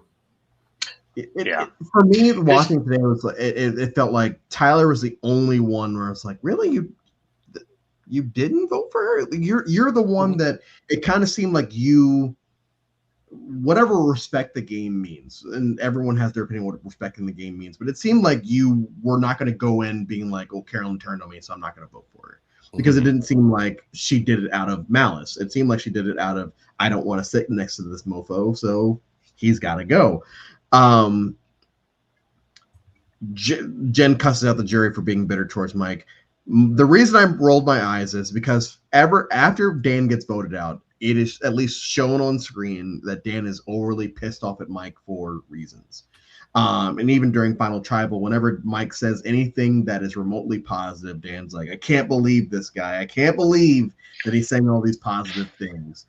And sorry, can I just butt in real quick? It's just so funny that Dan is able to, or that Mike is able to get his vote too, because after Dan is voted out, every single time Mike walks into tribal council with the necklace around, it's like Dan's like, oh, can't believe it. Just keep doing it.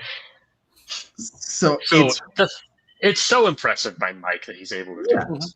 It's frustrating for me as a viewer because it's like, okay, Dan, at this point, it's like this man tried to help you multiple times. And it kind of seems like you're upset because of, once again, this kind of seems like reasons. No real reasons. Yeah, he tried to do the thing at the auction, but at the end, he doesn't do what he tried to do in the first place. And yes, he does vote you out, but at least for what we're shown on camera, he tried to come to you first and try to save you, and you were just like, nah, you're crazy. And so he goes to Carolyn. He's also just, as far as angry jurors in the 20s, he's up there with Reed. Just talking about recency, he's up there with Reed. He's up there with what's her face from Redemption Island, whose name I've forgotten already. Firefighter. Oh, Julie. Julie, yes, Julie. He's up there as far as angry jury speeches, and so like I do appreciate Mike saying, "Hey, can I kind of give a retort?" But in my notes, it's like, "No, Mike, don't apologize. Fuck this dude." No, fuck this dude. Just don't apologize. But that is what that's what brings it home for him is, hey, it doesn't matter what you actually feel. It's the Chris thing in Vanuatu, like. I don't give a shit. I just got to say what these people want to hear. And that's what Mike does. He makes his apology. Hey, hopefully afterwards, we can kind of talk about this. I hope that outside of the game, we're good. And this is why I appreciate Mike Holloway as a winner more than a lot of the larger fandom does, because he is doing what he needs to do when he needs to do it, and especially at Final Tribal. Mario, you were going to say something. Yeah, I just want to add, again, if for people who don't appreciate Dan Foley, as I think they should, Drew, you may be one of these, but I would add one more thing here. And I pointed this out on my Funny 115 entry. It's maybe my favorite thing about Dan Foley is that earlier in the season, he mansplains, one might say, how you apologize. Dansplains. How you apologize to a man or you apologize to a woman. And Dan, in his old sexist ways, says, with a man, you bring logic and blah, blah, blah. With a woman, you just apologize. I'm sorry, honey. And they buy it. And people get very upset when they hear that because that's very old school, old machismo ways of you treat men and women differently. The great thing about this final scene is that Mike wins his vote by apologizing to Dan as if Dan is a woman. Mm-hmm. And there is really nothing more fitting for the end of Dan's story that he uses Dan's own advice against him. He just flips it. He says, Dan, I'm sorry. And Dan, a little tear drops down. His heart wells up. Thank you. Exactly. And he gets the vote because he apologized to him like you apologize to a woman. And again, how people cannot appreciate Worlds Apart, I don't know after stuff like that. Mm-hmm. This will be the deepest dive I will go to as far as wrestling references I make tonight. But Dan Foley's goatee, or what is this? Whatever this is. Yeah. Reminds me of, for any big wrestling fans out there, Tyson Tomko's. Tyson. He was Christian Cage's bodyguard back in the day, but he's got that little beard thing going. It's like that's Tyson Tomko's beard. That's when I wasn't watching. Okay. Yeah. That's all I thought about. It took like a 12-year break between like 2000 and 2012. So we had a Beauty and the Beast reference and now a pro wrestling reference. And follow me on. Only a true Renaissance man could enjoy this podcast. Yeah. Shireen's speech, I know we've talked about it enough, the comparisons to the three animals. I think that she does give Mama C credit in her reference to what Mama C is. The only person she really shits on is Will during it. And ultimately, we do get Mike getting all votes except for Game Changer whatever her name is. Fan favorite, legacy advantage holder. Sierra Dawn Thomas. Sierra Dawn Thomas. And Rodney's. Mike, and I compare it to Samoa, where like I always forget that Natalie wins in a blowout. I always forget that Mike wins in a blowout. In my head, it's him and Carolyn for a bit, and then he pulls away. Mike wins in a blowout. And then we kind of get to the reunion of, you know, our second chances get picked. Will's family, you know, are really leaning into the stereotype and yelling at Shireen and everyone else, which also makes me feel uncomfortable. And we kind of fuck off to season 31. So before we get to our final two questions, everyone, final thoughts on Survivor Worlds Apart. Jake, will go to you. Jake, Mario, Kevin, and then we'll get to our final two questions.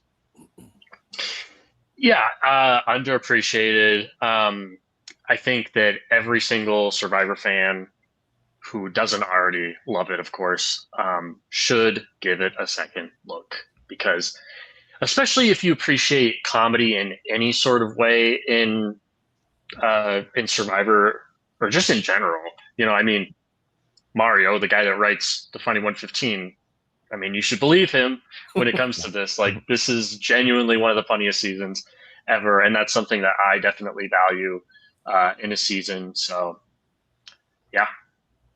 Yeah. My main thing is people that don't like Worlds Apart already aren't going to change, and I know this. It's a different type of Survivor than you're used to. And again, we've had 20 seasons since then. This is old school Survivor by this point, which is amazing to me. That season 30 is old school. But yeah, and I've said this before, you plop Worlds Apart down right between Pearl Islands and the Amazon, it would have fit in great. It's that type of a show. And I think it would have been much better received if it came out in like 2004, not 2015. And I've always just felt bad for the players that really knew that they had a big, bombastic, old school season that was going to be a crowd pleaser, had big moments, had heroes, it had fights. This is everything that Survivor was known for prior to season 30. And so I just feel bad that they never got that glory that I think they should have for a really great season. And again, there's reasons to hate it. I understand. I just think it's not so much that the show changed. I think what happened is the audience changed underneath the show. And Jeff Probst was a little caught off guard that the audience was just not going to have this season with all this personal conflict. And if you watch almost every season since then, there's hardly any personal conflict, and the stuff that is tamped down, and they make it much more about the game as opposed to the relationships. They don't want fights. They don't highlight the fights. I know Kaurong was filmed before Cambodia. So technically Kaurong is really the last kind of old school season, but I always say it's Worlds Apart because this is my favorite. But then we get to Cambodia, and the show gets very strategy heavy. It gets very meta. It's to use one of my favorite phrases, it starts smelling its own farts and thinking it's amazing, which I cannot stand the smugness of Cambodia. That is my least favorite season, and I absolutely hate every season after that. And to throw another thing in there, which doesn't get mentioned a lot, and as Drew said, he likes putting us on here because we don't toe the party line with the fan base, but that's around the time the Survivor podcasts were getting real important and relevant to following the show. You had to follow the podcast. You had to talk about the strategy. Strategy people and podcast community love Cambodia. I hate Cambodia. So there's a demarcation there where I absolutely veer off from what the Survivor audience is. I cannot handle this podcast culture where everyone's a strategy expert and we analytically discuss a show that you can't possibly understand because they're only nitpicking certain things to show you. So Cambodia to me is the part where it goes down. And a lot of it is because Worlds Apart just was not accepted for what it was. And the show irreparably changed after that because of that. So Kevin, before I get to you, Mara, I do kind of want to bounce off of that. Both agree and disagree. But so one, Cambodia is one of my favorite seasons. Just because I Mario hates you. I hate but I do agree with it because when I joined the online Survivor community, which was after COVID, like I was a fan before, joined the online community afterwards, and I saw all of these differing opinions and everything, it still felt like with certain things, people towed the party line of like, we have to like this, and if we don't, then it's this. So in my former life, before my coaching career, I worked in radio, and I did podcasting in like the mid 2000s, so like before it was like a thing. But I worked in radio, and my whole goal was to just give points of view on things and not really care how people took it. When I joined this, like I don't do this for views. I do it because I like talking about Survivor with people that have opinions on Survivor. I don't do it for the What I realized was there are a lot of people that they try to hey, like as long as you feel like this, or like don't say this.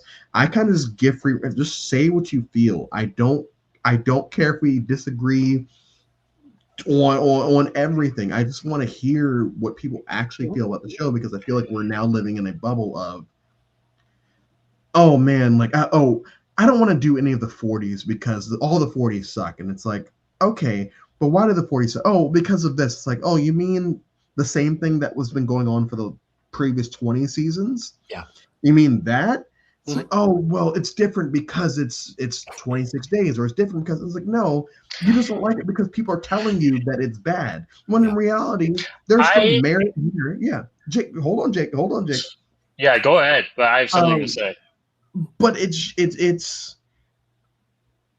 I know I've gone on this tangent a lot tonight, but like this is why I enjoy doing it like this and having the people that I do come on here, because it's just I want people to actually say how they feel about the show without worry of, oh yeah, oh Kevin, prime example. You didn't shit on Sari. I know there were a lot of comments saying you were shitting on Sari, but you weren't shitting on Sari. But I feel like everyone felt like, oh, because he's not putting her as the greatest thing that's ever happened ever, all of a sudden this man's a piece of shit. And it's like, no, that's not what that means. It just kind of means he has his own view on what Sari is in the realm of the show. Jake, please go, and then Kevin, I promise we're gonna get to you.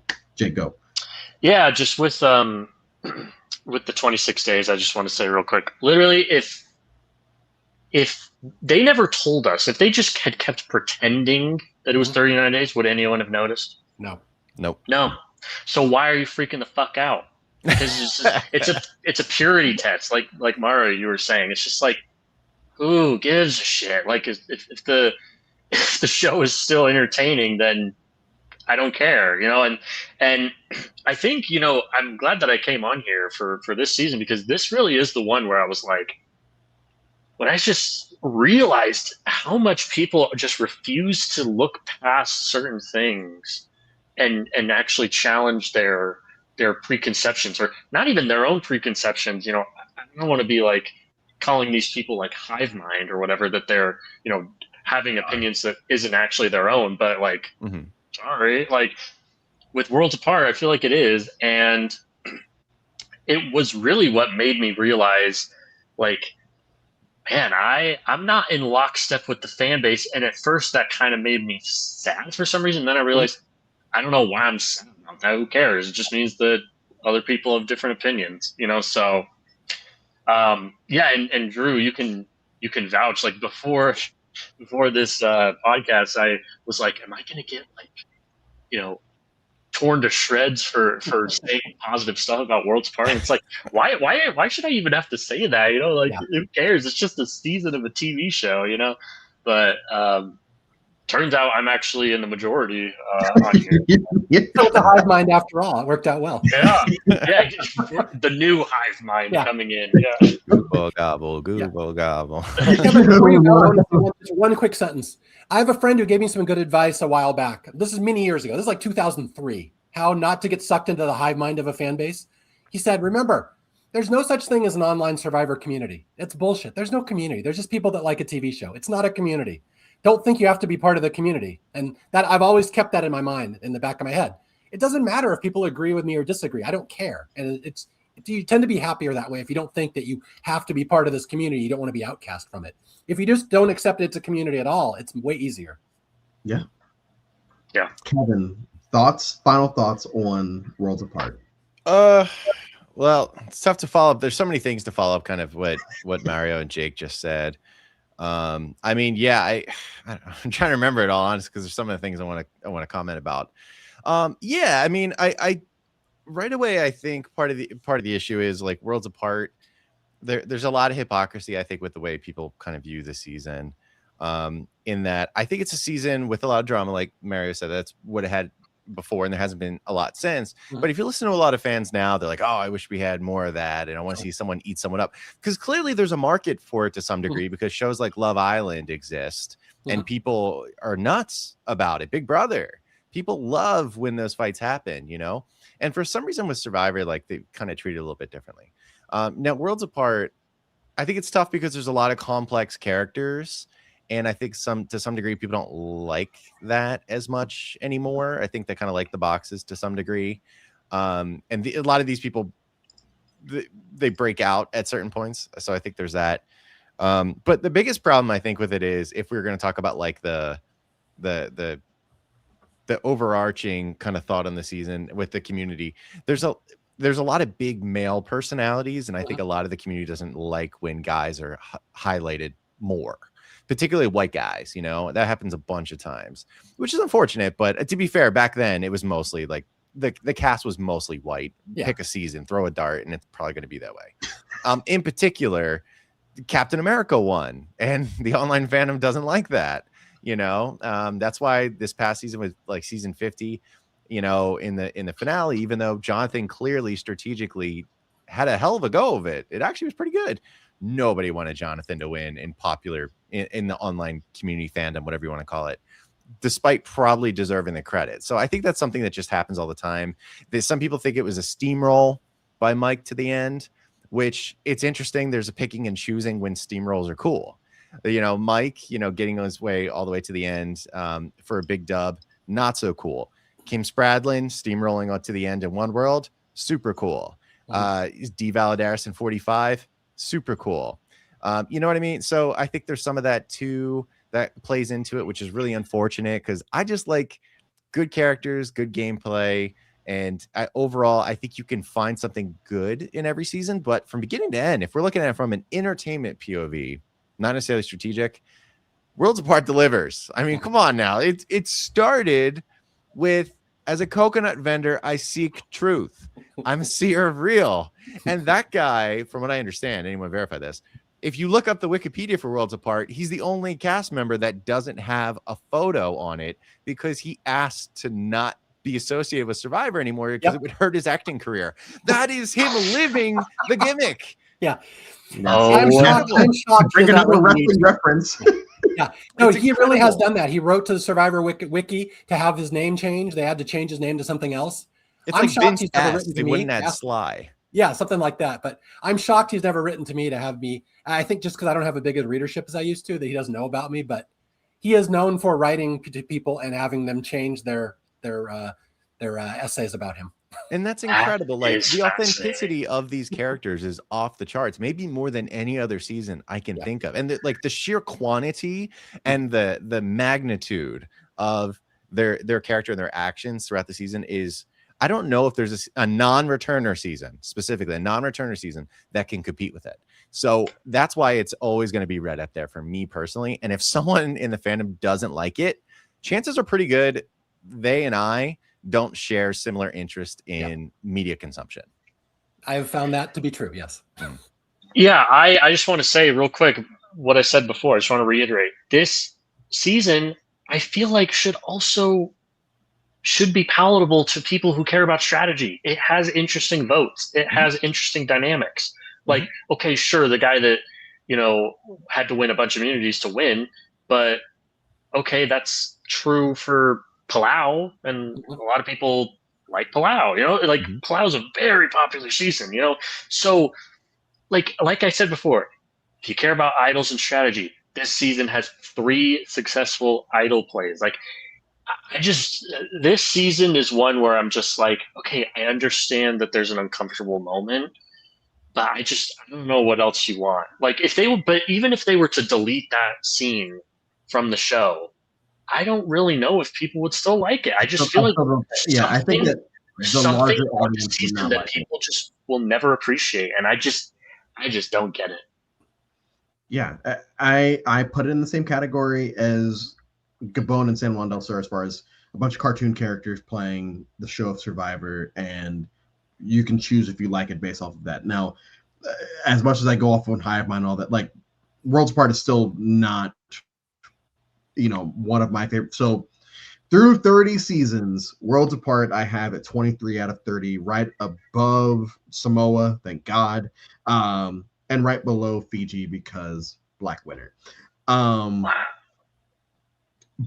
I did, like I said at the beginning of this 3 hours ago, I did find a new appreciation of it today that I haven't had in a long time because it is just fun to laugh at, and there are just a lot of moments if you take yourself outside of episode 10.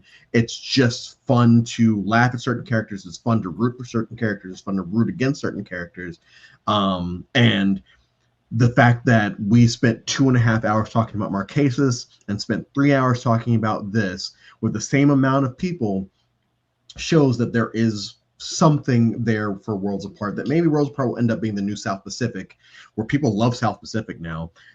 Maybe Worlds Apart turns into that. I have the theory that people are starting to turn on South Pacific, and I think they may eventually turn on this one.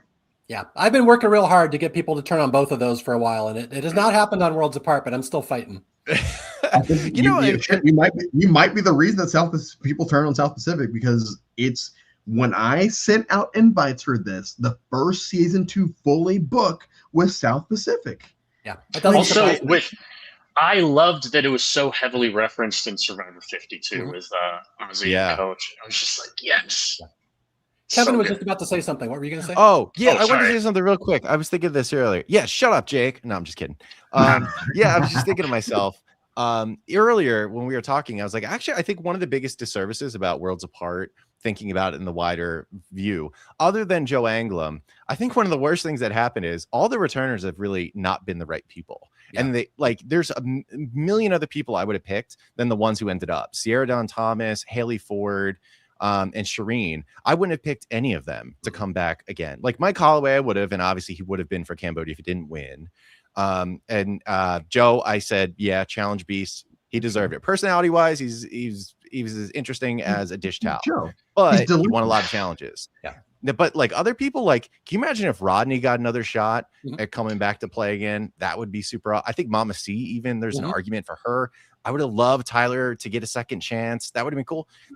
Just all the wrong people were brought back. Like Jen Brown would have been great too. And so unfortunately, they have no stewards of goodwill moving forward in returning seasons that really hurt its reputation long term, in my opinion. That is a great argument. I agree with that 100%. That I'd never thought about that, but that is 100% correct. Which is weird because One World has the whole Colton of it all, and we have so many people from that season that we might not have expected to come back, including Colton. Like that is it's insane. We get Monica Culpepper, which I prefer 2.0 over 1.0. Okay. Final two questions. One, if you were playing on Survivor Worlds Apart, who would be your number one ally? Kevin, we'll start with you. Dan Foley.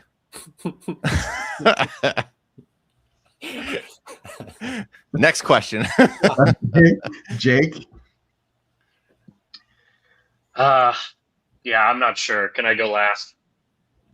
Mario. Well, Dan would have entertained me, and that is the thing. I always hang out with people that make me laugh. So whether it's for ally purposes or just because I want him around me, I would probably enjoy Dan because he seemed like a good guy. And again, most of the cast has said that. He was a cool guy in real life. He's very friendly and personable. They all liked him. I think Max even told me once, Shireen, it looks like she hates Dan, but he was like 10th on her list of most hated. So it wasn't even on the top of her list. So even she didn't hate him that much. So I would have enjoyed him. But like from a strategic point of view, ally, you want to ally with someone like Tyler. He's the guy to go to right there. Yeah. If I had to answer it seriously, Tyler's a great answer. I probably would say Jen though. Mm-hmm. Yeah. I was going to say Jen as well. Yeah. So I've done this for 30 days now. Like my real answer would probably be Mike. My single male at 35 years old. Today it's going to be Haley Ford. Haley Ford is my crush on the season. yeah, Haley Ford is my crush on the season. And also, like I said an hour and a half ago, her confessional about Max's foot. literally broke me today. So thank you for that, Haley Ford. Final question. Something that the modern day fandom would not like about Survivor Worlds Apart. I feel like we've all kind of said things that probably would answer that question, but just to I like think we beat set that it in horse. stone, Kevin, what is something the modern fandom would not like about Survivor Worlds Apart? I don't know. I mean, it's a tough question because like we kind of established the modern fandom doesn't like it. Like it's not a theoretical, you know, it's true. They don't. And I mean a million reasons again. I mean, I'll just say like Mike's obvious edit as a winner. And I don't think fans like that. Jake? Yeah, I would say Mike's edit, but also the fact that he just wins immunities. Well, okay, we established he didn't just win immunities, but the fact that he would have been voted out had he not won all those immunities. Also, I feel like I just want to mention one thing real quick that just goes to show again the hypocrisy of the fan base. Jeff Probst just recently said that we're not casting villains anymore. And everyone's freaking out. Well, geez, why do you hate Worlds Apart then? Oh, because there's too many villains. Mm-hmm. What the fuck? What the fuck do you want? What do you want? They have to be the right villains. Yeah, just not those villains. Yeah. Oh, not those. What do you mean? My answer is the thing that the modern fan base would not like about Survivor Worlds Apart is Survivor Worlds Apart. Everything about this is antithetical to modern Survivor. So they would not enjoy anything about this. It just does not fit what the show is now. Well, it's true. They focus on commonalities and not differences. There you go. Perfect. Yeah. Yeah. Right. Most of y'all took my answers, and I just want to reiterate. I dislike the fact that the modern fandom are so upset over no villains. Whenever a villain actually establishes themselves in post 41 Survivor, it's like, Maria didn't vote for Charlie, and I'm gonna go bully the shit out of her on Instagram. It's like, yeah, but that's the biggest piece of horseshit. Like, oh my god, like Charlie's some saints, and why do we hate this woman? I'm surprised they didn't do the same to Tyler for not voting for Carolyn. Yeah, I don't know how lucky it was early. Yeah. Yeah. Okay, so Jake, we obviously we know what we have going into 51. Mara, you're still working on the Coach South Pacific stuff. I've been working on that since COVID. We're 6 years into my final entry, which is I'm retelling South Pacific from 3 different viewpoints. I told it from Coach's point of view, then from Ozzy's, and now I'm doing Sophie's. And I'm not close to done, so it might be going another 6 years. Wow. And then Kevin, what's going on your channel over the summer? Are we doing any big projects? So great question. I have two kind of series projects I'm kind of working on that I've never done before. But I'll talk about one of them. I put out a post about it last week. Basically, I'm going to do some trivia competitions. So we're going to do some that's probably going to be fans versus fans, which is interesting, but we're going to do kind of a fans versus favorites. We're going to have a castaway take on a player, and I have a couple castaways lined up, which is really nice. Some super brainiacs, which would be exciting. I don't have the first one scheduled, but it should be next week. So we'll kind of see. But a lot of the people have thrown out there, like an Omer from 42, Brandon Donlin, 45. Someone even said Noonan from AU versus Australian Survivor Brains Rush Brawn 2. Some of these folks looks like they're going to be lined up, which is great. But nothing set in stone. So we're going to do some stuff, and there's some Worlds Apart questions in there, which is really exciting. Which is where, as I guess a teaser for a question, maybe I'll post it at some point. This fun fact about Worlds Apart. This is the first season, I think, with the 3 final tribal, where one from each of the original starting tribes is in the final, which is really interesting. And same thing with the idol discussion, where it's the first one where they found multiple idols in a season and all of them were played successfully. So if you're looking for strategy and some intrigue, I mean, come on. Worlds Apart really brought it all, like we were saying earlier. Please, follow our channel. Please, if you're a Survivor fan that joined post-COVID, please, for the love of God, go read the Funny 115 1-3 because it's so upsetting funny how many people that I know in this community that know Survivor memes and don't know where it comes from. I'm not a hipster when it comes to most things, but I am a hipster when it comes to that. So please go read that, please. And if you haven't already, follow Survivor Super Fun Time. Like I said, when I reached out to you at the beginning of this, you were one of the people that it's like, okay, I can get raw, just tell me what you think about it. And I feel, Kevin, I feel like you really brought it today. I told you earlier today, I felt like this was going to be a podcast that I remember. I've been working in radio for years, and this is one of my favorite things I've ever done, this episode tonight. So thank you so much for joining. Tomorrow I have Survivor Second Chances, a season that Mario hates. I have Survivor Cambodia tomorrow.